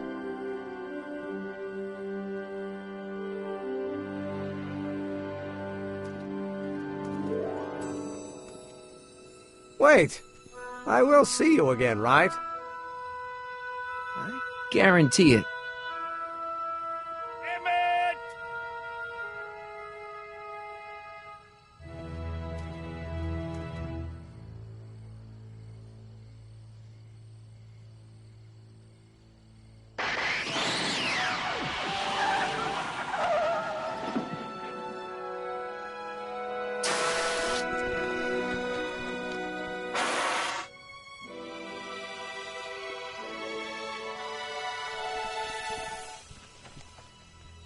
Yeah, it worked.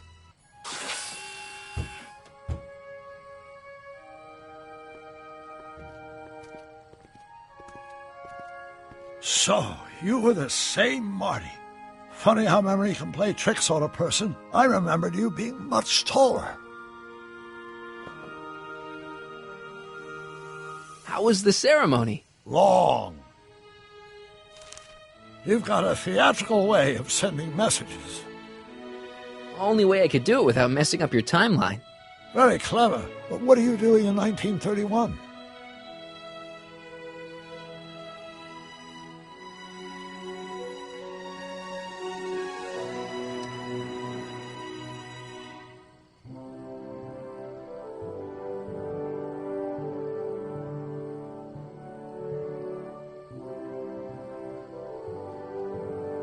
I came to stop you from marrying Edna.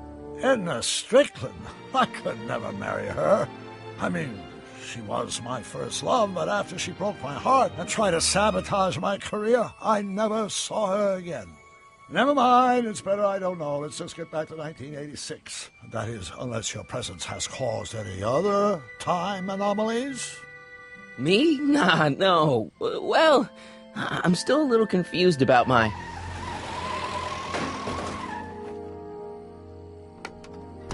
Where Where is he? Where's that no-good son of mine? He's not worthy of the McFly name.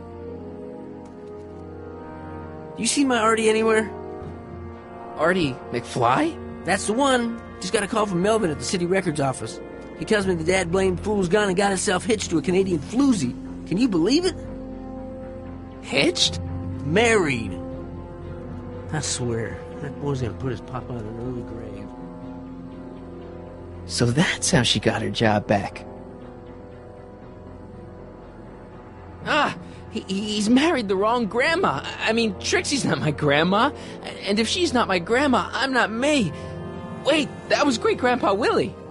I met him when he was a baby. He peed on me. Holy crap, Doc, I'm gonna disappear again. Calm down, Marty. You seem reasonably solid right now. Whatever the problem is, I'm sure we can undo it with the help of... Car! Oh, great. How the hell did she get back here? She? You? You're not Edna. What's going on here? Is this some plot to put me in the nut house? No, it's all very simple, Danny. Oh, I'm sure it is. Tell me, did I or did I not just chase Edna Strickland off in this car? Not this exact car, but a car just like it. A car with a nasty habit of disappearing into thin air? Well... Wait, Edna Strickland just disappeared in the DeLorean? If that's what you call it. It made a loud noise, and then wham! Nothing! Great Scott! Marty, do you have any notion what date she might have jumped to? None at all, Doc. See, that DeLorean's time circuits are out of whack. They could jump to any date at all. Oh, this is bad. This is very bad.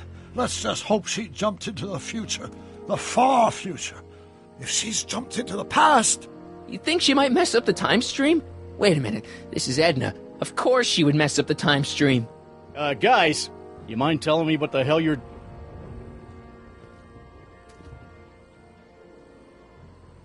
Uh-oh.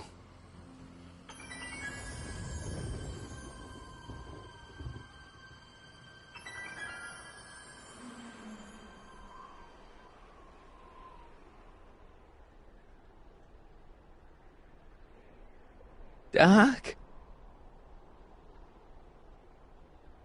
Did we just leave Hill Valley? No, I believe Hill Valley just left us. How? Something must have happened to it. A long time ago.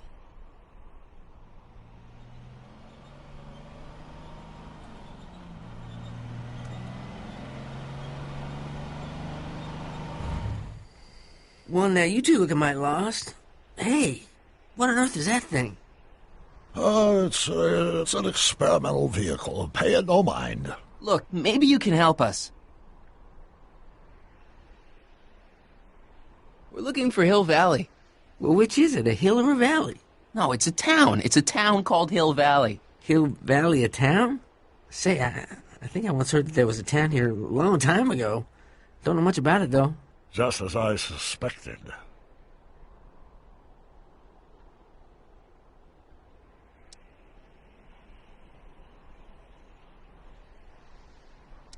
When did Hill Valley go away? Oh, heck, I don't know. That was all before I was born. Then whatever it was must have happened at least 45 years ago. Nobody much cares to settle around here nowadays. My dad tried to buy a farm in this area years ago, but he got run off by Scary Mary. Scary Mary? Well, that's what we all call her. Lives a couple miles from here. I make a monthly drop at her place. She's a fiend for news. Takes all the papers in the county, never throws one away. Say, if there's anybody who could tell you what happened to Hill Valley, it's her. Can you direct us to her? It's imperative that we talk to her. Sorry, fellers, but I'm pretty sure she won't talk to you.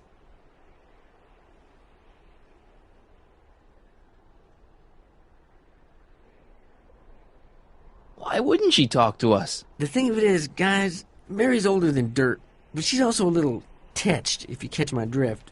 She doesn't like strangers. I'm sure we can handle her. We'll be very polite. Please, we gotta see her. Well, okay, if you insist. Take a right turn just after the bridge, then follow the wheel ruts till they come to an end. You'll have to go the last quarter mile on foot. Good luck, and don't say I didn't warn you.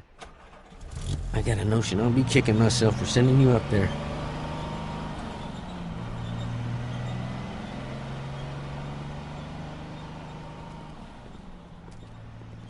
Can I drive?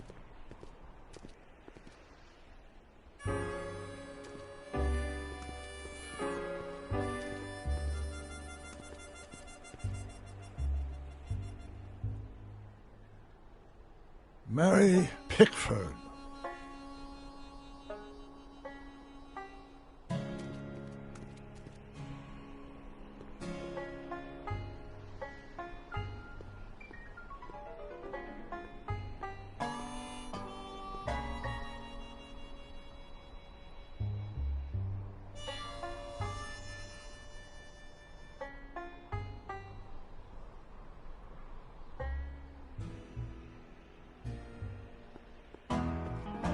Step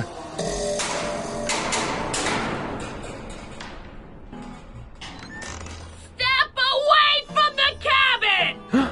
Pardon us for intruding, madam. We were wondering if you could tell us... I don't talk to hooligans! Not a very friendly sort. Doc, that was Edna. Edna Strickland? Impossible. This is how she was when I first met her. I had to... Listen, just leave it to me. Okay, you think you know how to handle her. Just remember, we need to know what happened to Hill Valley, and just as importantly, the precise time when it happened.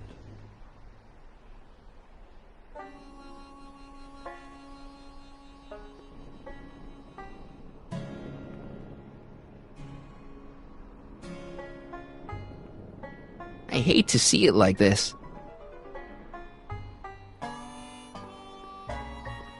Mary Pickford. Now, where would she pick up a fake name like that? A blacksmith sign. I wonder if it's from Doc's old shop.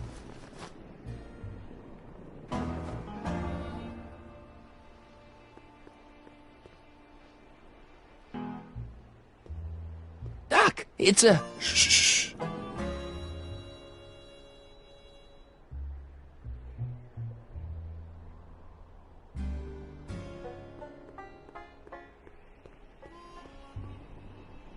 Edna's grandfather, Marshall Strickland.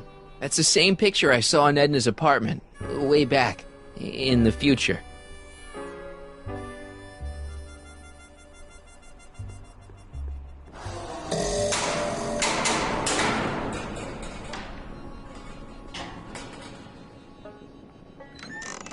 Hey, Miss Strick... Who are you?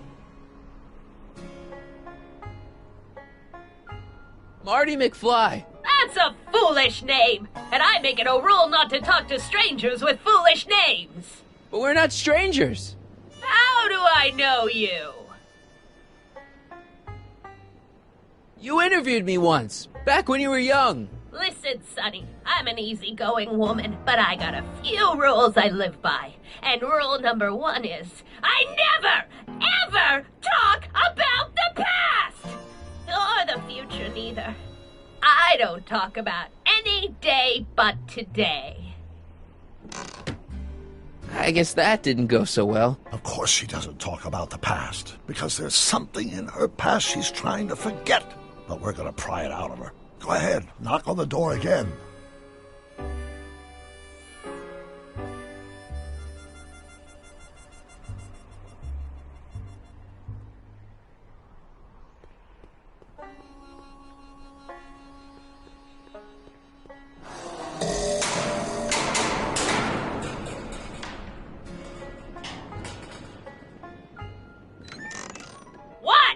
It's me again, your old friend. How do I know you?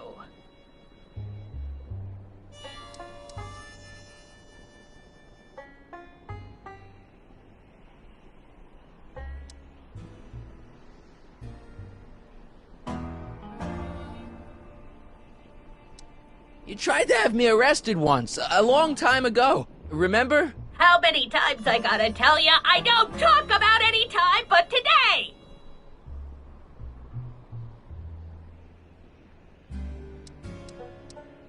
We spent the day together. We did? Where? At the expo. That's crazy. I've been here all... What day is it? Tuesday, October 13th, 1931. October 13th, 1931. October 13th. Something funny about that date. Well, what are you here for?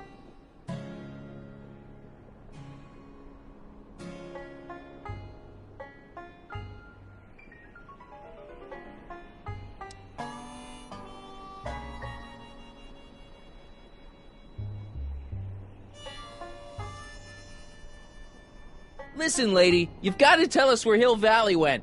Hill Valley? You're standing in Hill Valley. Population 1.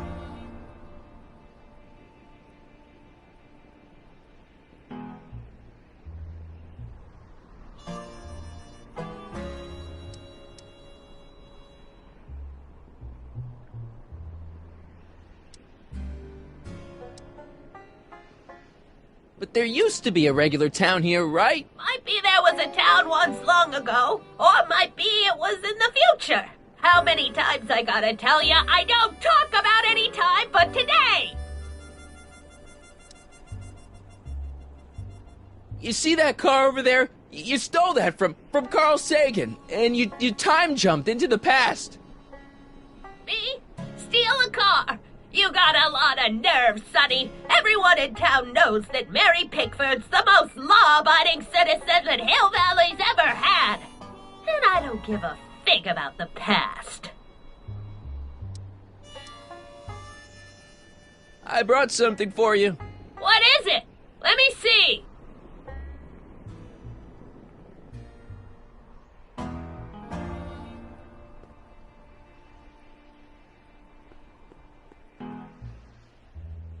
I brought you him. Him? Who him? Him who?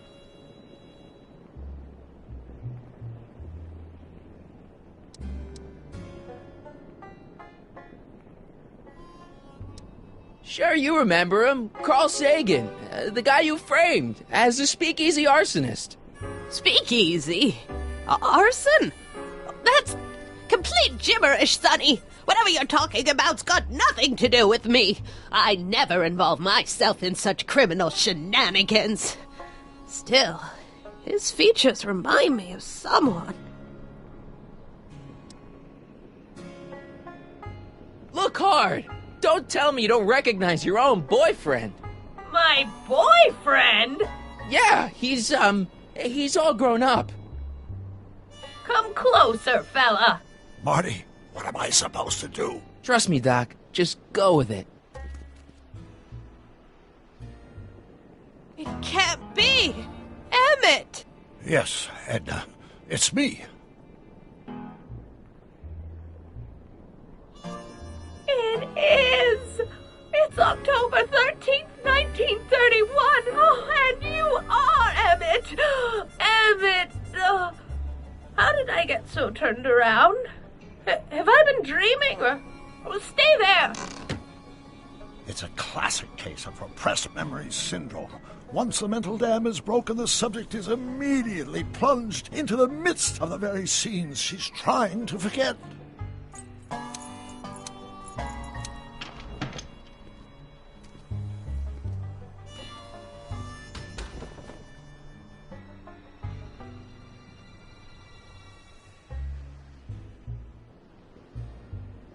Darling, you've come back.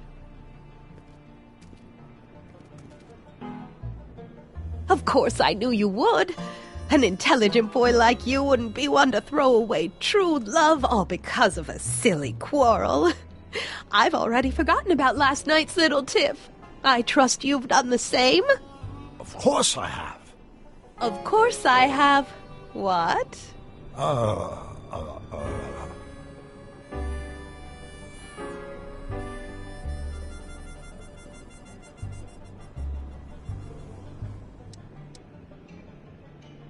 Schnookums. Schnookums. You're sweet. But you're still keeping company with this Smirnoff character. I insist you drop him. He's a bad influence. And you've got to stop working on that dangerous electrokinetic... What's this? Okay. I suppose now you're miffed with me for forcing Detective Parker to close your booth down. Bitter medicine for you, I know, but I had to do it. And Parker had no choice but to obey my orders. He knows that my opinion carries a lot of weight in Hill Valley, and he'd never... Parker would never... Oh... What is it? I don't know. Something about Detective Parker. Something that happened to me on October 13th. What could it be? Can you jog her memory? If we can keep her mind in the past, we may get the full story of Hill Valley's premature destruction.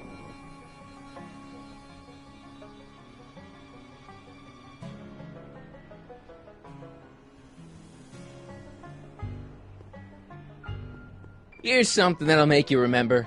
Remember what? I don't like to remember. Who are you? What are you doing in my yard, you hooligan? No, Edna. No yard. What? This is Emmett speaking. It's October 13th, 1931. Yes. And something's about to happen. Oh, yes, something big. But what?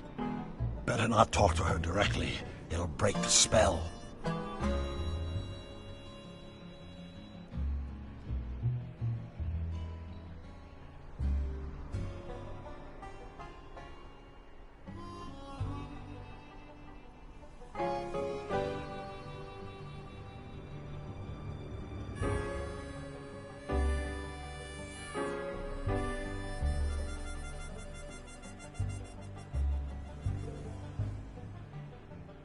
Maybe this'll take you back. Back where? I don't want to go back.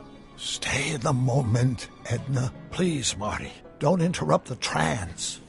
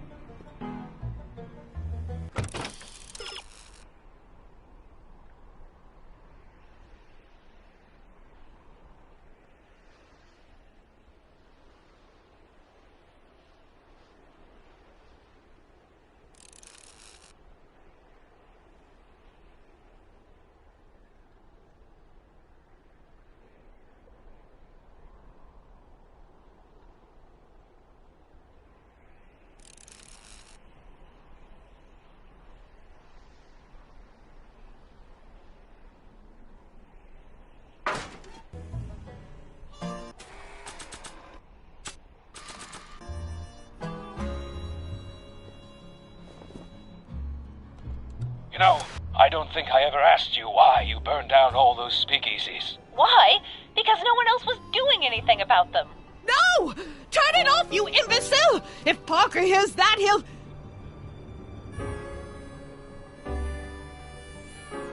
Officer, I can explain. It was a trick. I was framed. Oh! He's after me! Ha! He'll never catch me in this souped-up car of the future. Curses! I can't shake him. Well, no use in holding back now. Let's see what this baby can do. And here it comes! Yes? Here what comes? I don't know. Something really unexpected is supposed to happen right about now, but I'm not sure what. Oh, come to think of it, how can I be expecting something unexpected?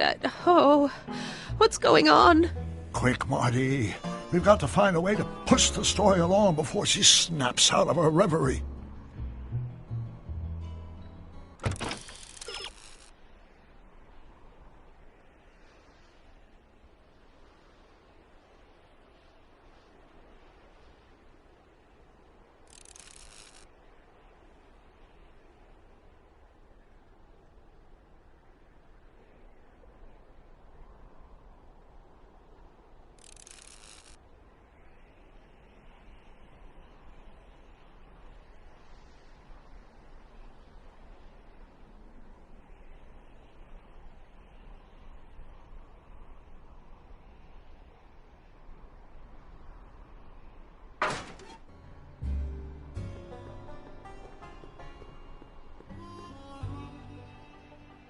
maybe not.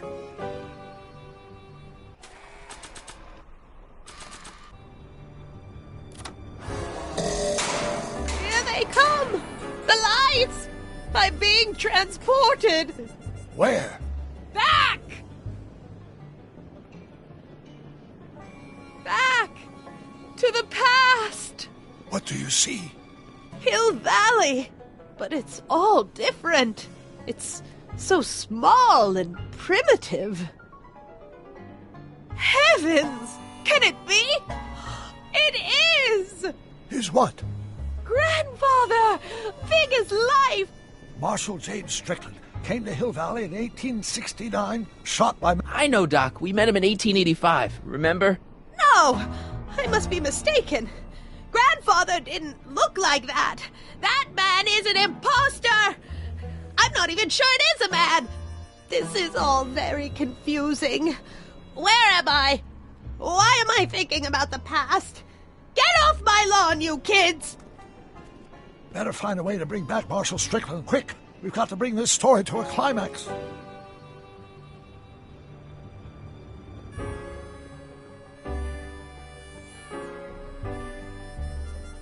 Looks like a Strickland to me. Like my little brother, perhaps, but not like my grandfather. Grandfather was much more, shaggy.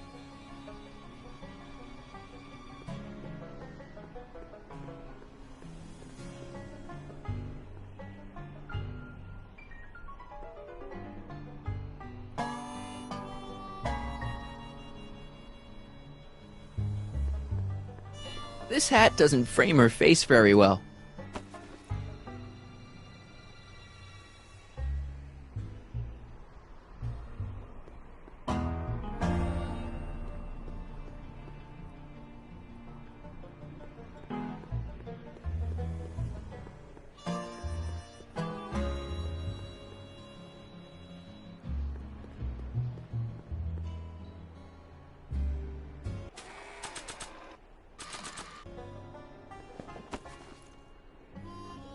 Nice fit.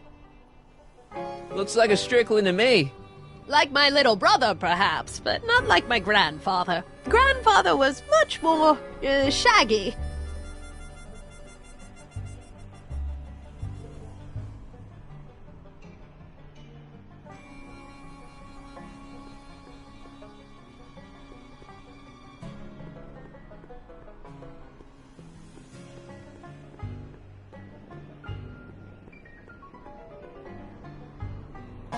I'm guessing this mop doesn't get much use.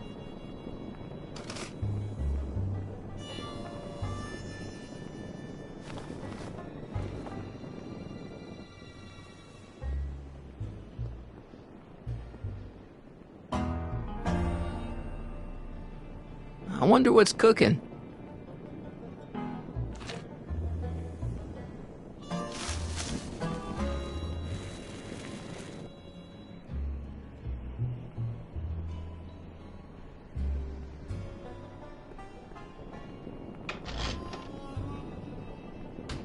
Yeah, I can wait.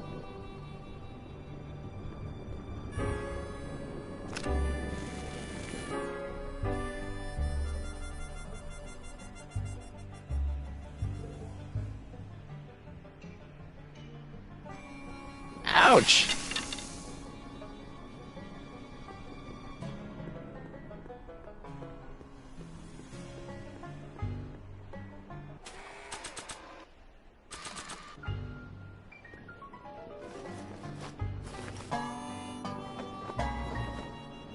Oh, Grandfather, how well you look. How well everything looks. How does everything look? Tell me. It's a bit rustic, to be sure, but all the buildings are so sturdy and well kept. And the young people of Hill Valley, they're so virtuous and upright. So unlike the degenerate specimens from the 20th century. And I know the reason why. Why? They haven't yet fallen prey to the vices of booze and debauchery. They are still in a state of innocence. I think I could learn to like living here. But who's this? Who? This big lout swaggering up the street. lips curled in an insolent sneer. He's a newcomer to Hill Valley. Beauregard. Beauregard... Tannen. Yes! Good guess. Look at him. Acting like a big shot. Throwing his money around. Stolen money, no doubt. Why can't they see through him? The two-bit phony!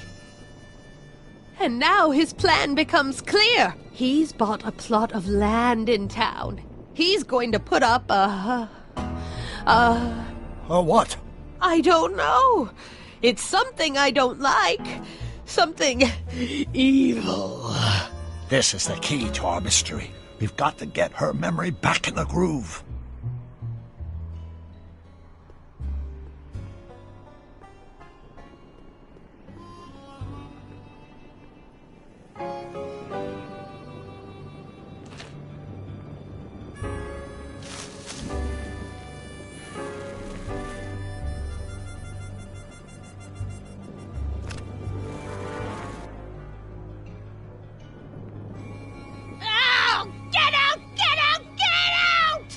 Don't upset her, Marty. I guess this isn't the right time to be burning things.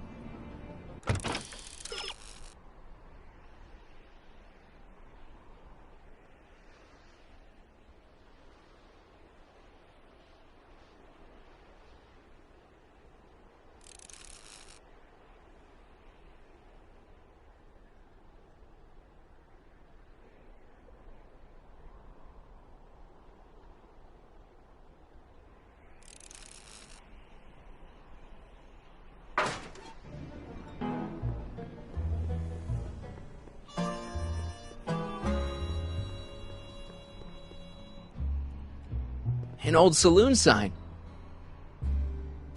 Cool. Too bad it's all burnt.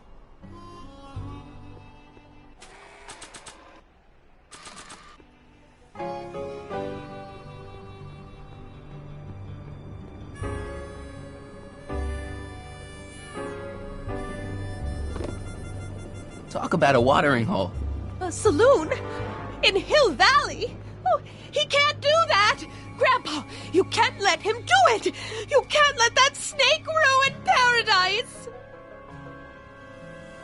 Well, if they're all too blind to stop him, I'll just have to take the law into my own hands. I'll make sure this sinful establishment never opens its doors. I don't know what I'll do, but I'll do something. Something very conclusive.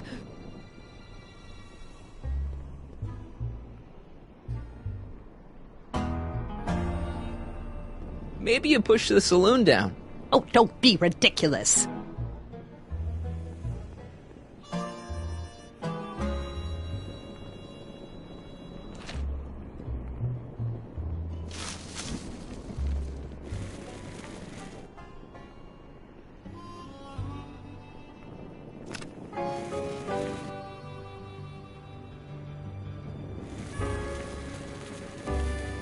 Young man, you've just given me an idea. First, we'll need some kerosene. Apply it liberally to the building site. No sense in being parsimonious. And now, watch.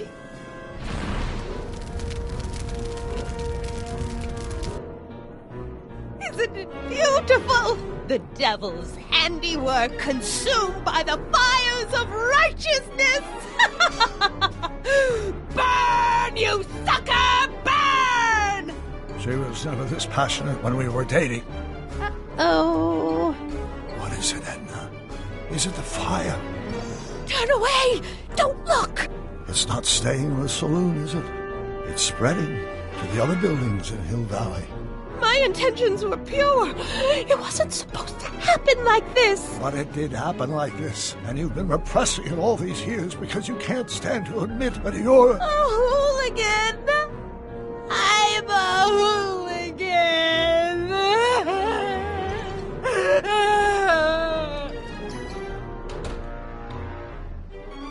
Did I lay it on too thick?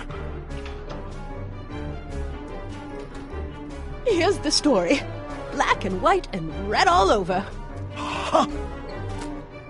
Hill Valley destroyed by fire started approximately 2 a.m., July 17th, 1876. Of course, I'm not the real criminal in this story, am I, Mr. Sagan? You set me up for a fall. You and Smirnoff. You made me steal your infernal car. You made me burn down Hill Valley. And now, by the powers invested in me by the town of Hill Valley, I hereby sentence you two criminals to... Hey! You! How much have you heard? Enough for a month's worth of headlines in a Hayesville Herald. 2 months' worth if you shoot those fellas. I could shoot you too, you know. But you won't, because that would be against the law. And you never break the law, right? This is your cue to skedaddle. Right. Much obliged.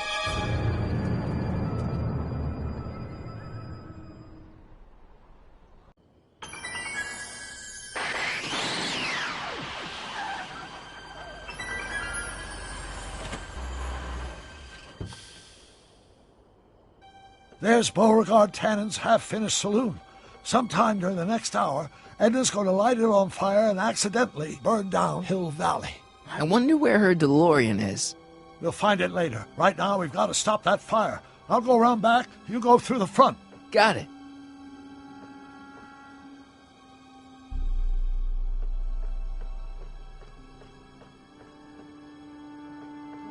I think I liked it better on the outhouse.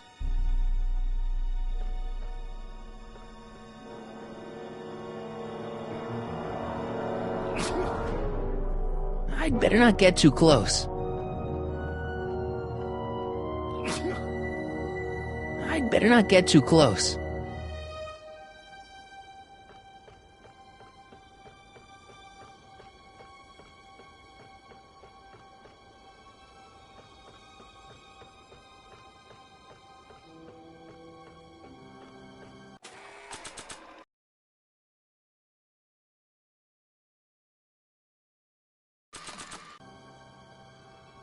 Not sure what that...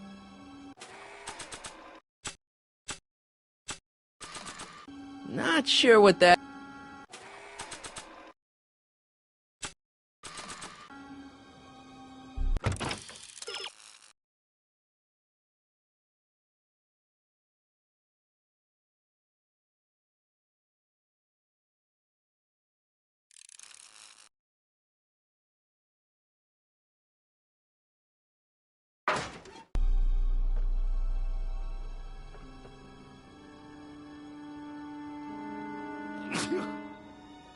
I'd better not get too close.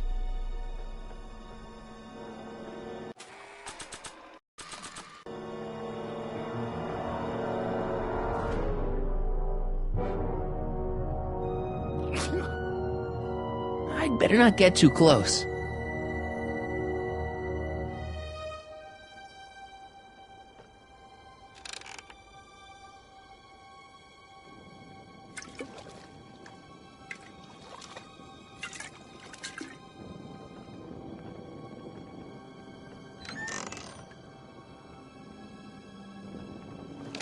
Who's there? Edna, stop. It's just me. Mr. Sagan, what are you doing here? I was gonna ask you the same question, Miss Pickford. Isn't it obvious? I'm putting an end to your den of iniquity before it starts. I don't think so, Mary.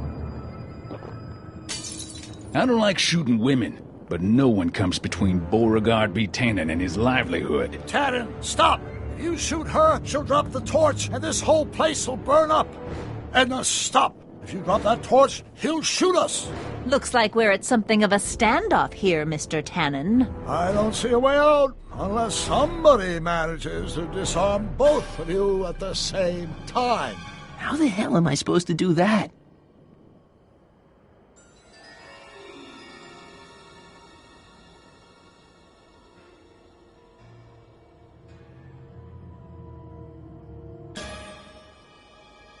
could jump him. If I had a gun, I could probably outdraw Tannen, but I don't.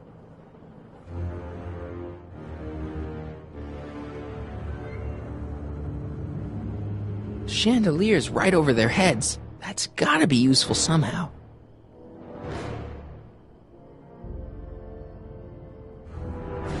Dolores Miskin?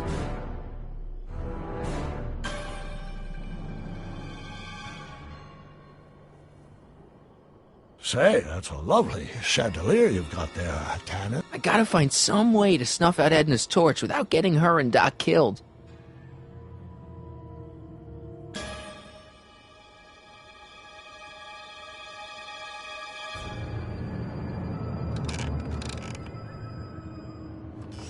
Was that a mouse? What's the matter, Miss Pickford?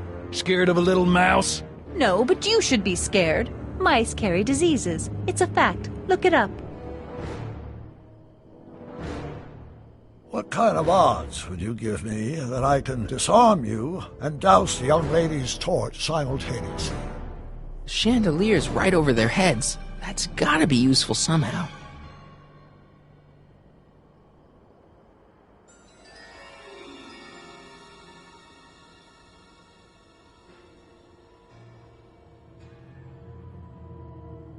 Pickle juice.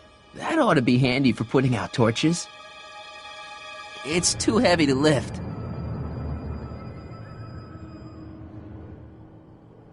I wonder what's in these. Oh, stop! Quiet! Gah! What the hell? Oh, cow crap! There goes all my pickled pig's feet!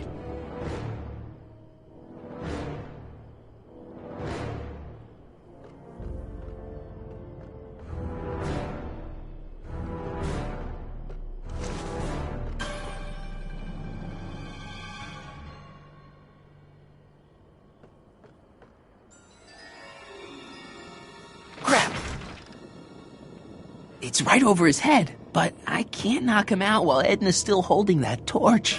100 years from now, Hill Valley will erect a statue in my honor.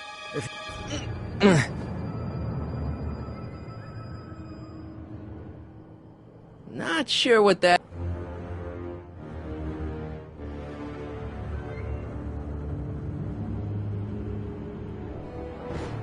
Not sure what that...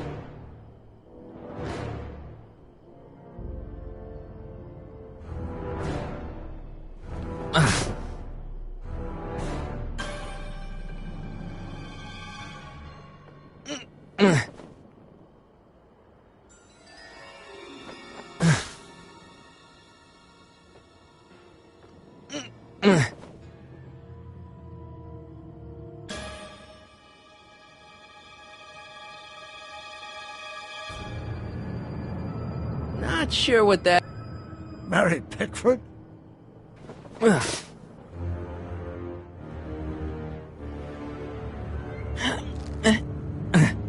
Heavy.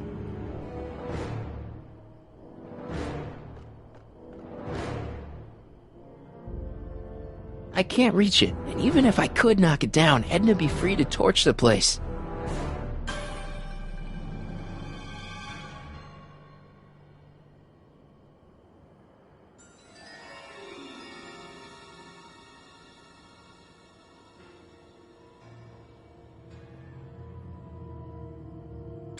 If I don't figure out some way of dousing that flame, Edna's gonna burn down the town.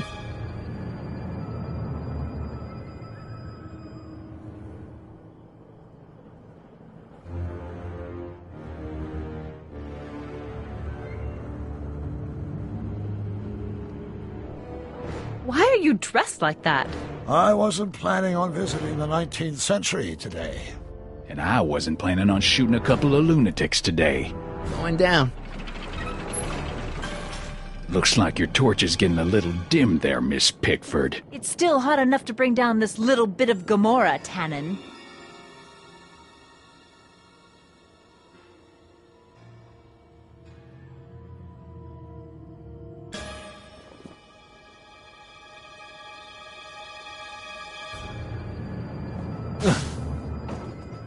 All right, physics.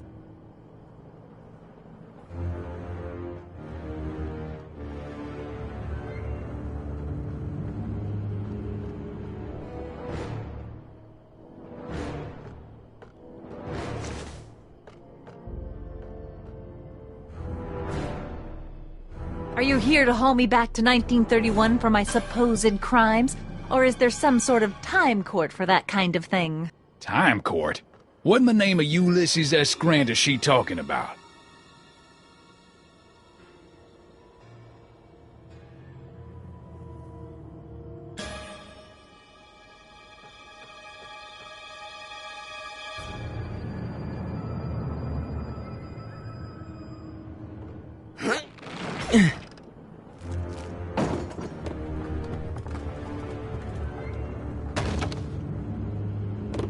What was that noise? What noise? I didn't hear a noise. Why are you so hellfire determined to meddle in my affairs, woman? You've been a-burring my behind for over a month now. You're the source of the hellfire around here, Tannen. I'm just fanning the flames a little. Lady, I'm just giving the hard-working folk of Hill Valley a place to play some cards, look at some dancing girls. Not sure why I did that. I can't reach it.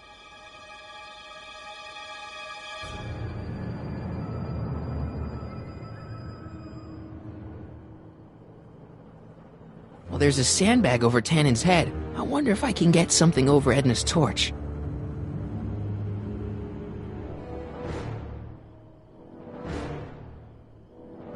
Hang in there, Doc.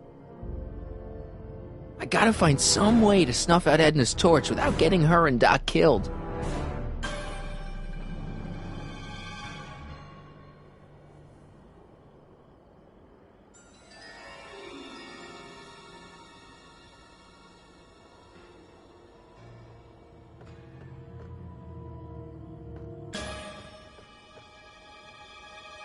Maybe we can come to a more...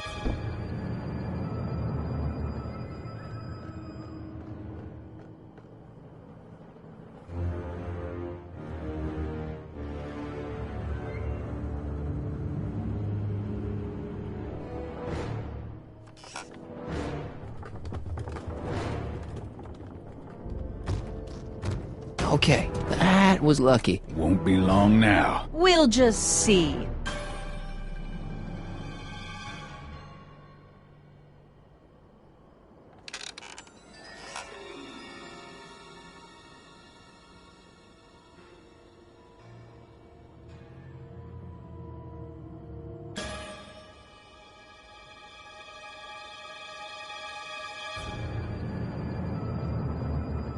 Why are you dressed like that?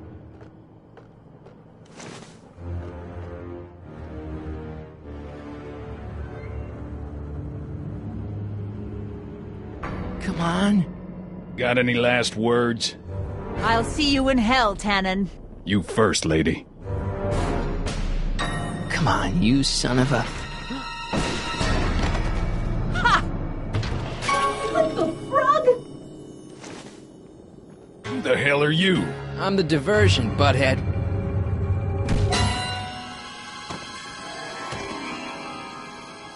Nice one, Doc.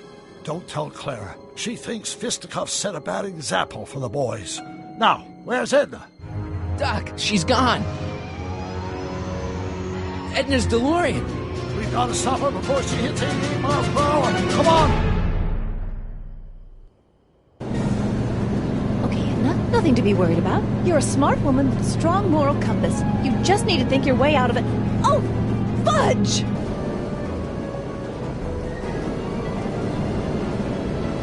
What's she doing? I think she's spouting euphemisms at us. Luckily, the road out of Hill Valley is still pretty rough in 1875. It's unlikely she'll manage to accelerate 88 miles an hour anytime soon. How are we going to stop her? Good question. We can't risk injuring her or damaging the vehicle for fear of altering the timeline even further. Luckily, those diagnostic lights my alternate self put all over her DeLorean have given me an idea. Here, take these. What are these?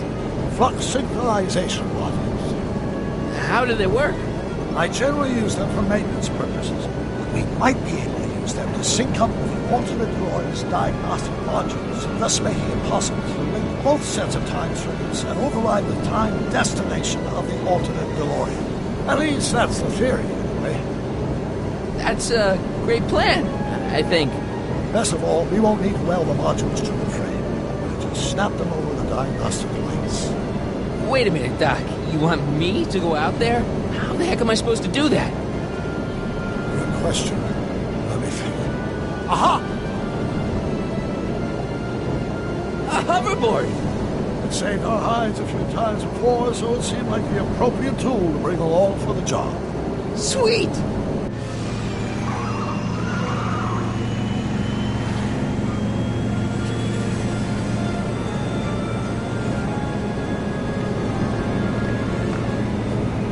You okay? It's just like riding a bike. You ready to make the jump? Ready! 2, 3, jump! Whoa! Nice form, Marty. How's the reception on the wireless? Great.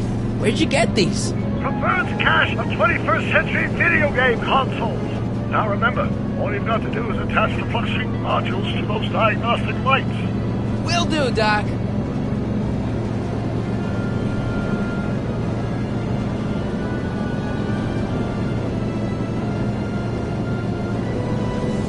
Is that one of the flux emitters? Yes, now plug in the flux sync. Mr. Fusion, should I disable it? Leave it alone. It's not a good idea to monkey with nuclear reactors.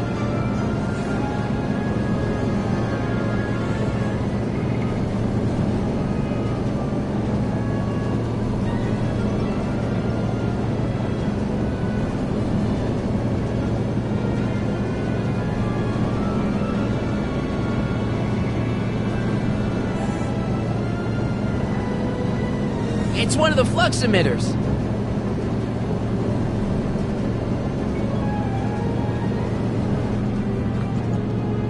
It's locked.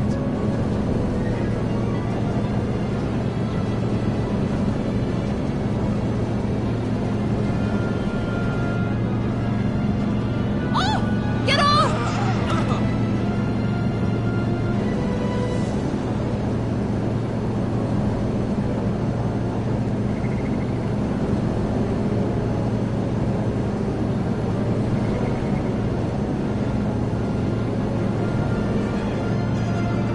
It's locked.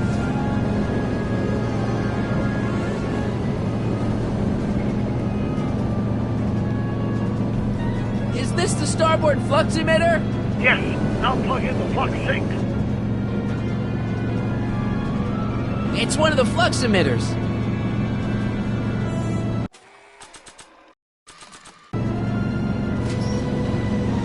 All right. Nicely done. Now, aim the sync toward the receiving dish. I'll try, but it's getting a little bumpy out here.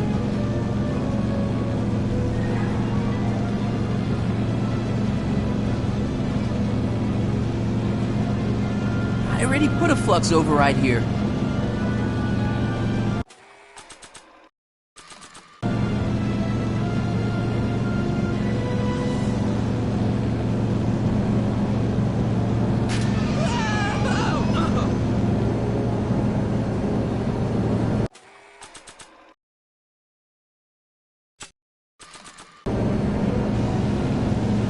I can't reach it from here. You just have to climb onto the top.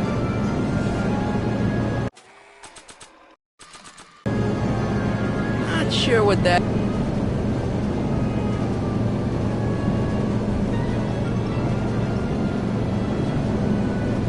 Not sure what that...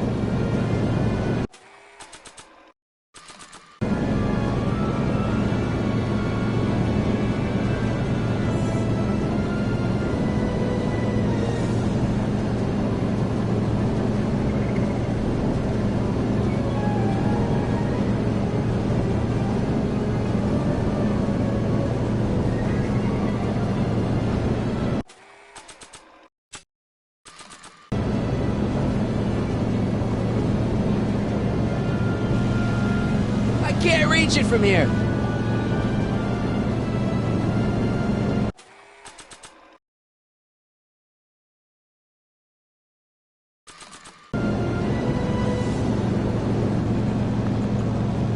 It's locked.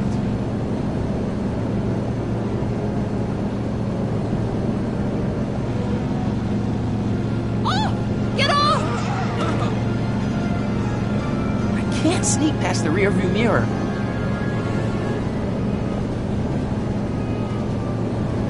It's one of the flux emitters.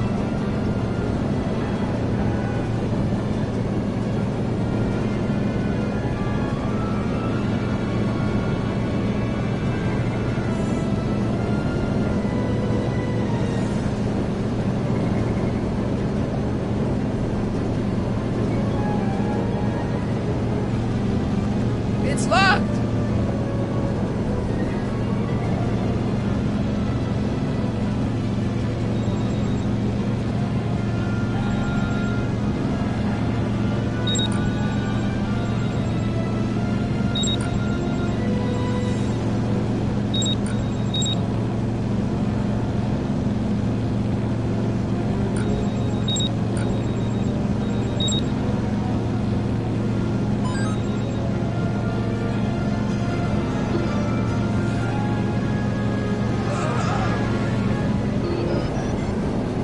Great, that's one flux sink down. 2 to go.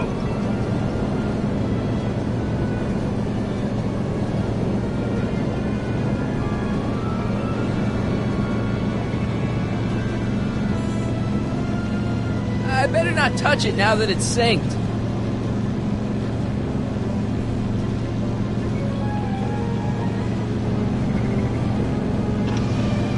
Whoa!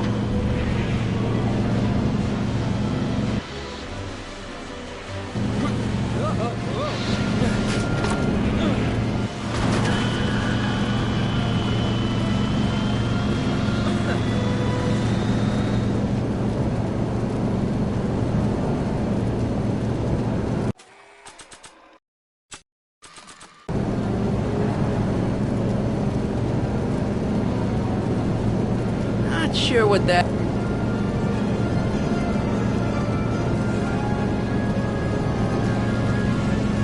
I can't reach it from here. You just have to climb onto the top.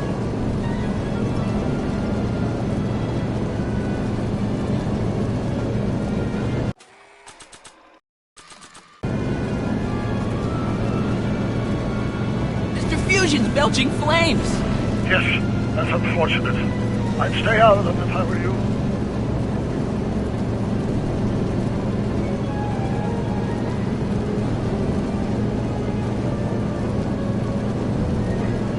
Don't cross through those flames. They may be radioactive.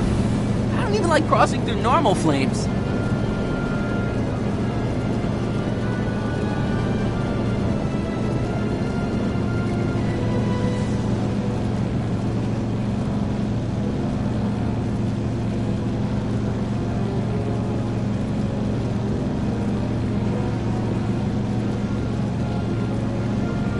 I can't talk to her from here.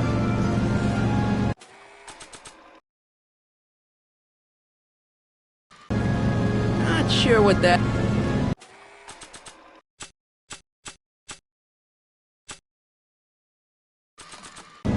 Not sure what that...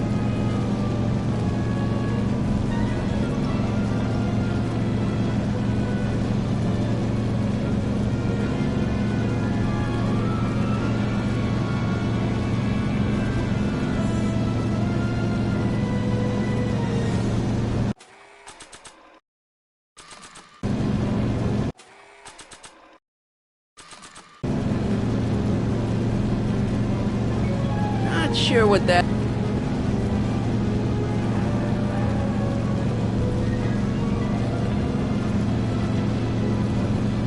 Not sure what that...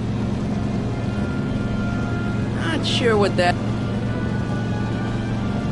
Not sure what that...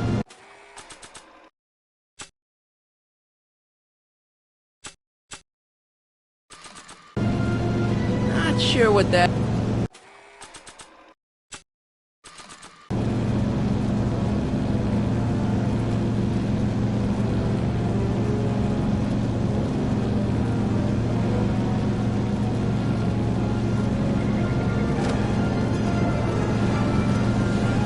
I can't reach it from here. You just have to climb onto the top.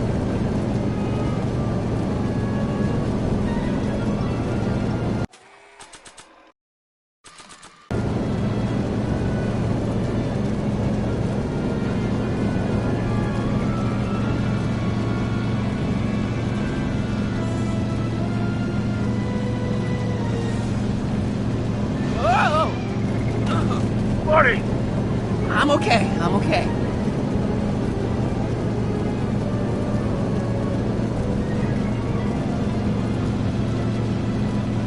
I better not touch it now that it's synced.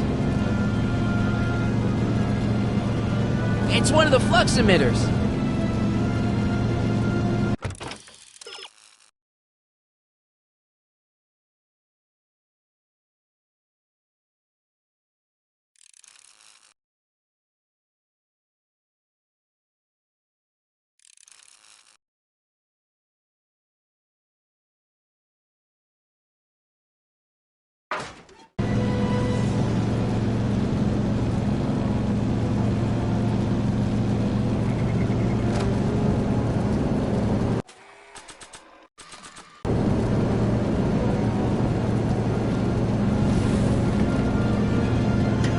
Nice work, Marty.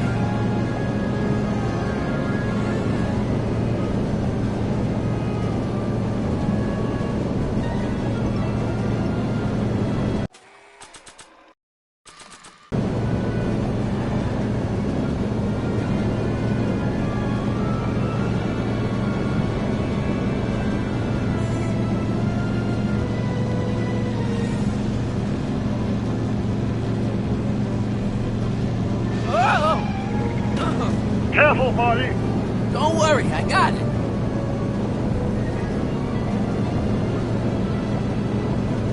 It's one of the flux emitters.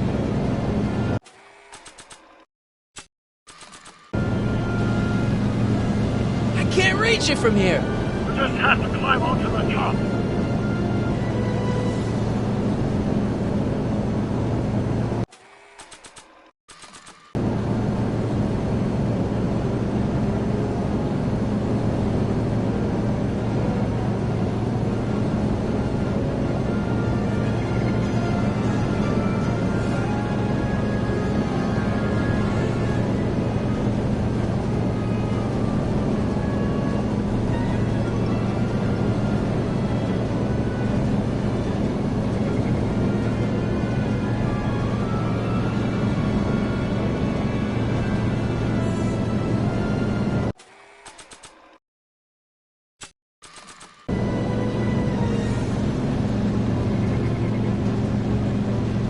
Made it.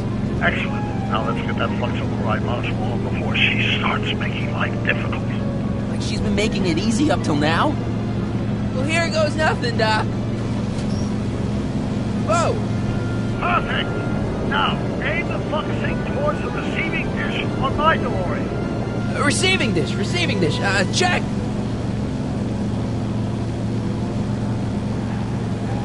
I already put a flux override here.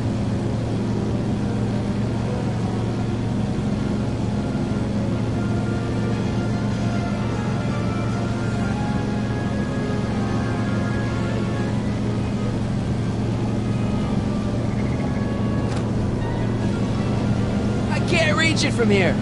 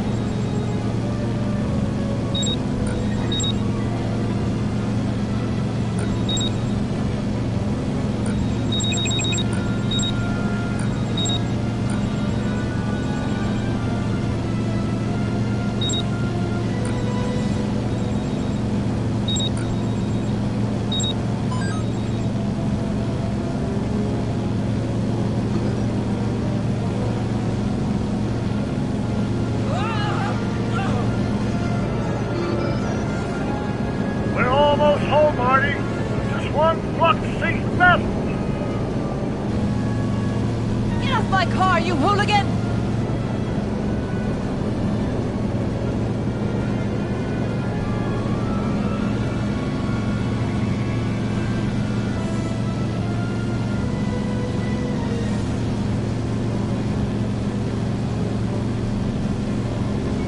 It's one of the flux emitters.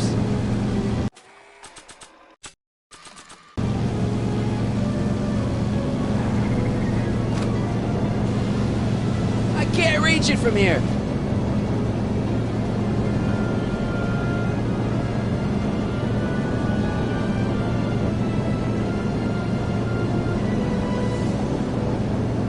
Not sure what that...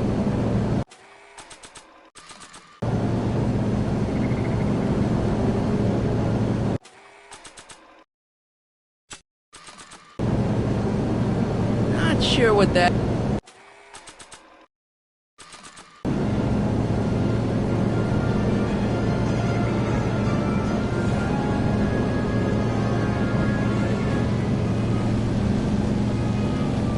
I better not touch it now that it's synced.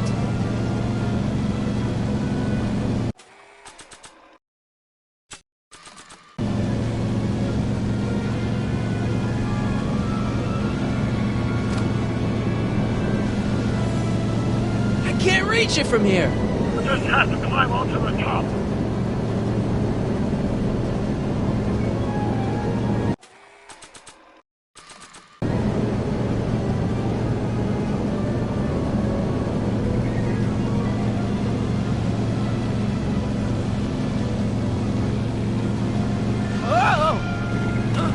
Careful, Marty. Don't worry, I got it.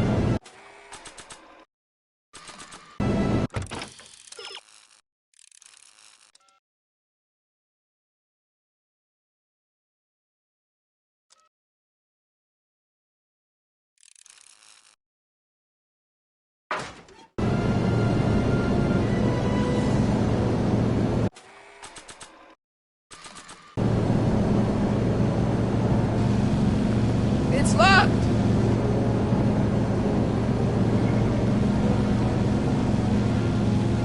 I better not touch it now that it's synced. I can't talk to her from here.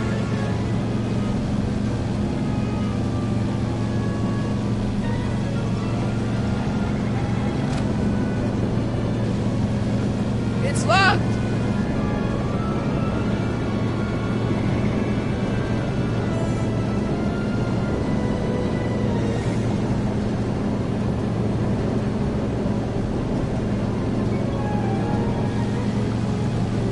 It's locked!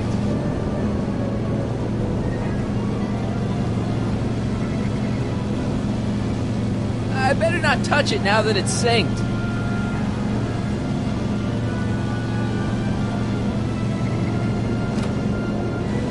Edna! What? Let me in! You want in? Fine! Ah! Marty, are you all right? Not really.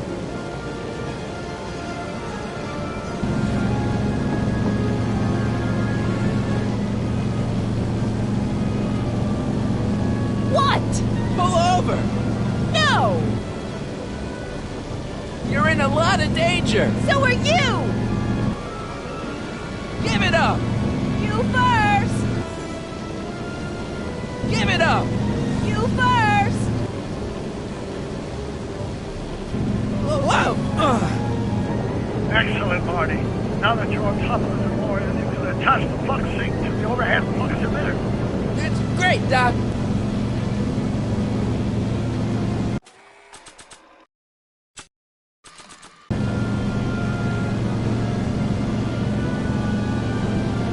Ha! Nicely done. Now, aim the sink toward the receiving dish.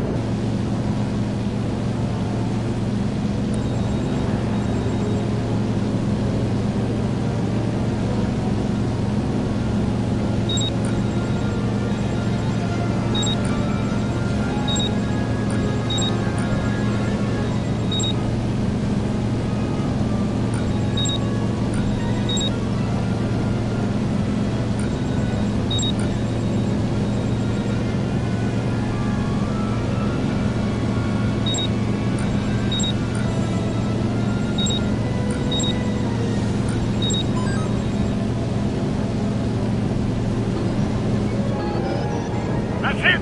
Get out of there, Marty. Phew.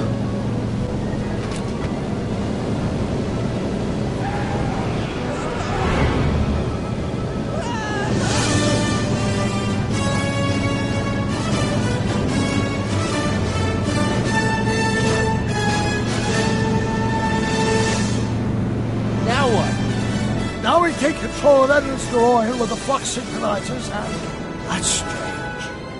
What? According to these readings, the temporal cohesion of Edna's DeLorean is decaying at an alarming rate. English, Doc. We've got to get Edna home, now!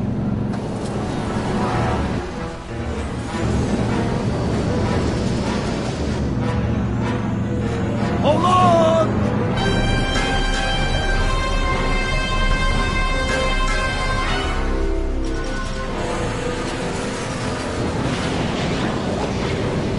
Holy shit!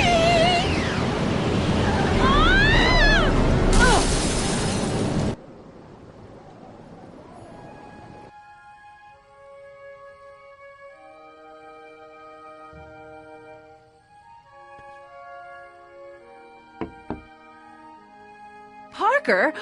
Then I must be back in... Would you be kind enough to tell me what day it is? It's the day I place you under arrest for arson, resisting arrest, and being a general all-round pain in the ass. No! You can't arrest me. Not now. I just got back from the last century. Would you look at that? Edna Strickland, drunk as a skunk. I'm not drunk, you reprobate. I'm a time traveler. Sure you are. Oh, I'm loving this. I'll prove it to you. Come with me. We can do the whole day over if you want. We can fix everything. We can start by drying you out. Come on, into the station with you. You can bunk with me, doll. I'd rather die. Stop it! Unhand me, you dolt! Well, I guess that's it for Edna. Yes, I suppose it is. You know, whoever said time heals all wounds didn't know squat about time travel. What do we do about that, DeLorean? No need to do a thing. Ever since we synced up the time circuits, the temporal breakdown in Edna's DeLorean has accelerated at an exponential rate. By my calculations, the timeline should catch up with it in 5, 4, 3, 2, 1, now! What the hell? Hey, Parker, you're not gonna believe this.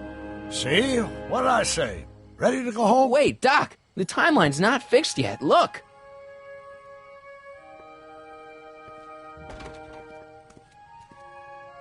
Michael, you missed all the fireworks at the expo. Yeah, so I heard. Listen, I heard a rumor about you two. I guess we gotta come clean. Ta-da! Artie took me to Reno last night. Try to keep a secret in Hill Valley. Well, you gonna congratulate us or what? Then it's true. My grandpa's married the wrong grandma. I'm done for. Hey, are you feeling all right, kid? You don't look so hot.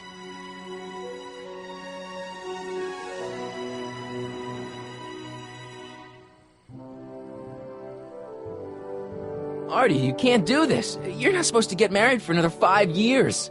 Well, I know Trixie and I were taking things slow. But after that witch Edna got me fired with that postcard, we kind of accelerated things a little. The postcard? Oh, man. Trixie, you can't marry Artie. Is this about my past with Kid? 'Cause Artie ain't holding that against me. That's right, darling. The past is the past. Yeah, but...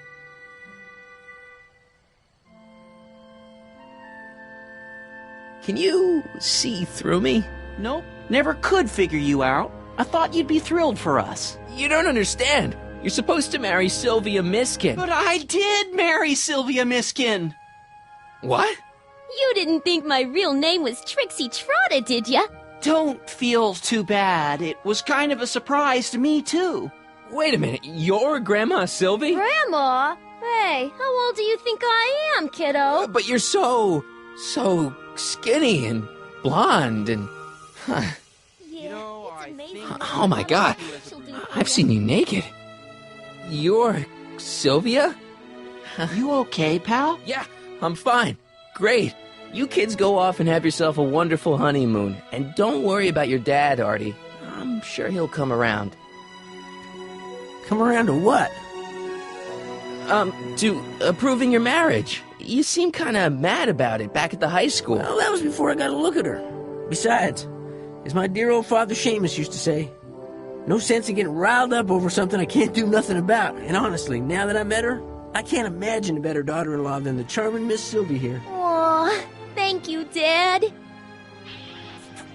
As for you, stranger, I'll thank you to not go poking your nose in McFly family business.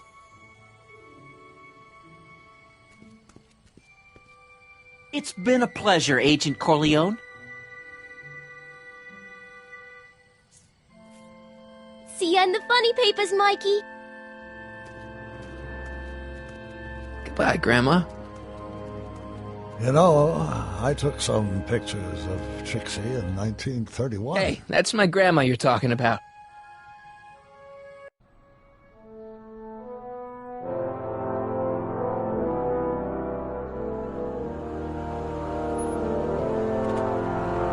Here we are, back in good old 1986. May 14th? 15th. Best to build in a little lag time. Gives you a chance to catch up. Looks like the estate sale is still going on. Hey, don't you want to stay, Doc? You gotta stop the bank from selling off all your old stuff. What are you talking about? Estate sale? Bank? I'm not dead, Marty. Clara and I are having a little garage sale, that's all. Garage sale? You mean... Marty, you're back from your trip. Hello, Doc. Selling off the family treasures, eh? Not quite, but I hope you find something you like. Speaking of which, did you find what you were looking for? Yeah, I sure did. Great! Hey, is that a box of Asimov? Let me get this straight. Are you telling me you live here now? In 1986? Well, naturally. Claire and I maintain a part-time residence here. Wasn't that the case when you left? No. Strange. I can't imagine not sticking around. After all, I've got my late father's foundation to supervise. If I wasn't here, who'd present the annual Earhart Brown Scholarship for Young Scientists? Something funny? I'll explain it to you later. I don't see what's so funny about looking after a family legacy. Oh, almost forgot. I've got something for you.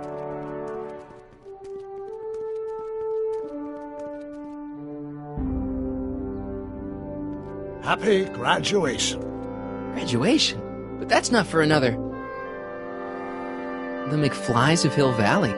An exhaustively detailed history of your family, from your great-great-grandfather Seamus to the present. You traveled through time to write this? Well, most of the research was done traditionally, but your grandma Sylvia proved to be something of a mystery. Which is why you traveled back to 1931, to look for her. Exactly. Who knew she was singing in a speakeasy under a stage name? This is great, Doc. Thanks. It's the least I could do for the man who saved me from making the worst mistake of my life. Yoo-hoo! Dr. Brown! Edna? Einie! What's going on? What are you doing with my dog? The same thing I do every afternoon, silly man. Giving him such much-needed exercise. Isn't that right, Einstein? Hey, Dollface, it's past time for our 3:30. Coming, sweetie. Oh, Mr. McFly, have you seen my stepson anywhere? Oh, Biff! I think you're late for an appointment. Oh, well, gosh. You're right, Mr. McFly. Hi, Marty. Don't they make a great little family? You'd never know they met in prison.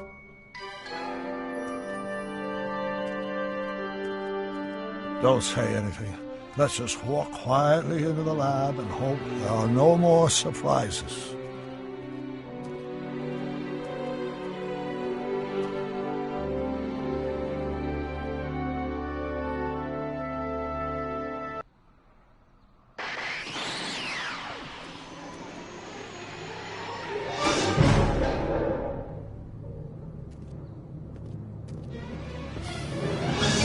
Doc! Marty! What are you doing here? You gotta come with me. Back to the future. Marty, you can't be here. If your younger self sees you, the consequences could be catastrophic. My younger self? Oh, right. Bring him along, too. This concerns all of us. What do you mean? Does something happen to us? Do we turn into assholes or something? Nah, we're fine. But our great-great-grandkids? What the hell? Great Scott!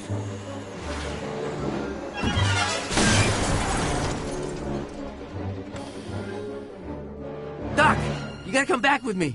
Don't listen to him, Doc. It's me you gotta help. If you want to save Jennifer and our 12 kids. What?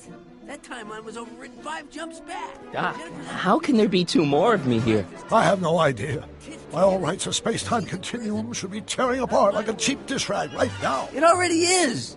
What my evil twin and I are trying to say is the future is totally jacked up, and you gotta come with me to save it. No, me! So, we meet at last. You've altered my timeline once too often. What's going on, Doc? Well, we do seem to have a conundrum on our hands. Or 3. Yeah, Doc, but which one is the real me? Isn't it obvious, Marty? Come on. Prepare to be erased. Doc, wait!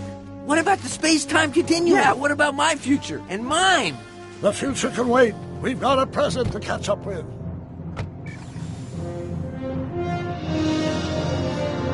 Where to, Doc? Mr. McFly, thrill me.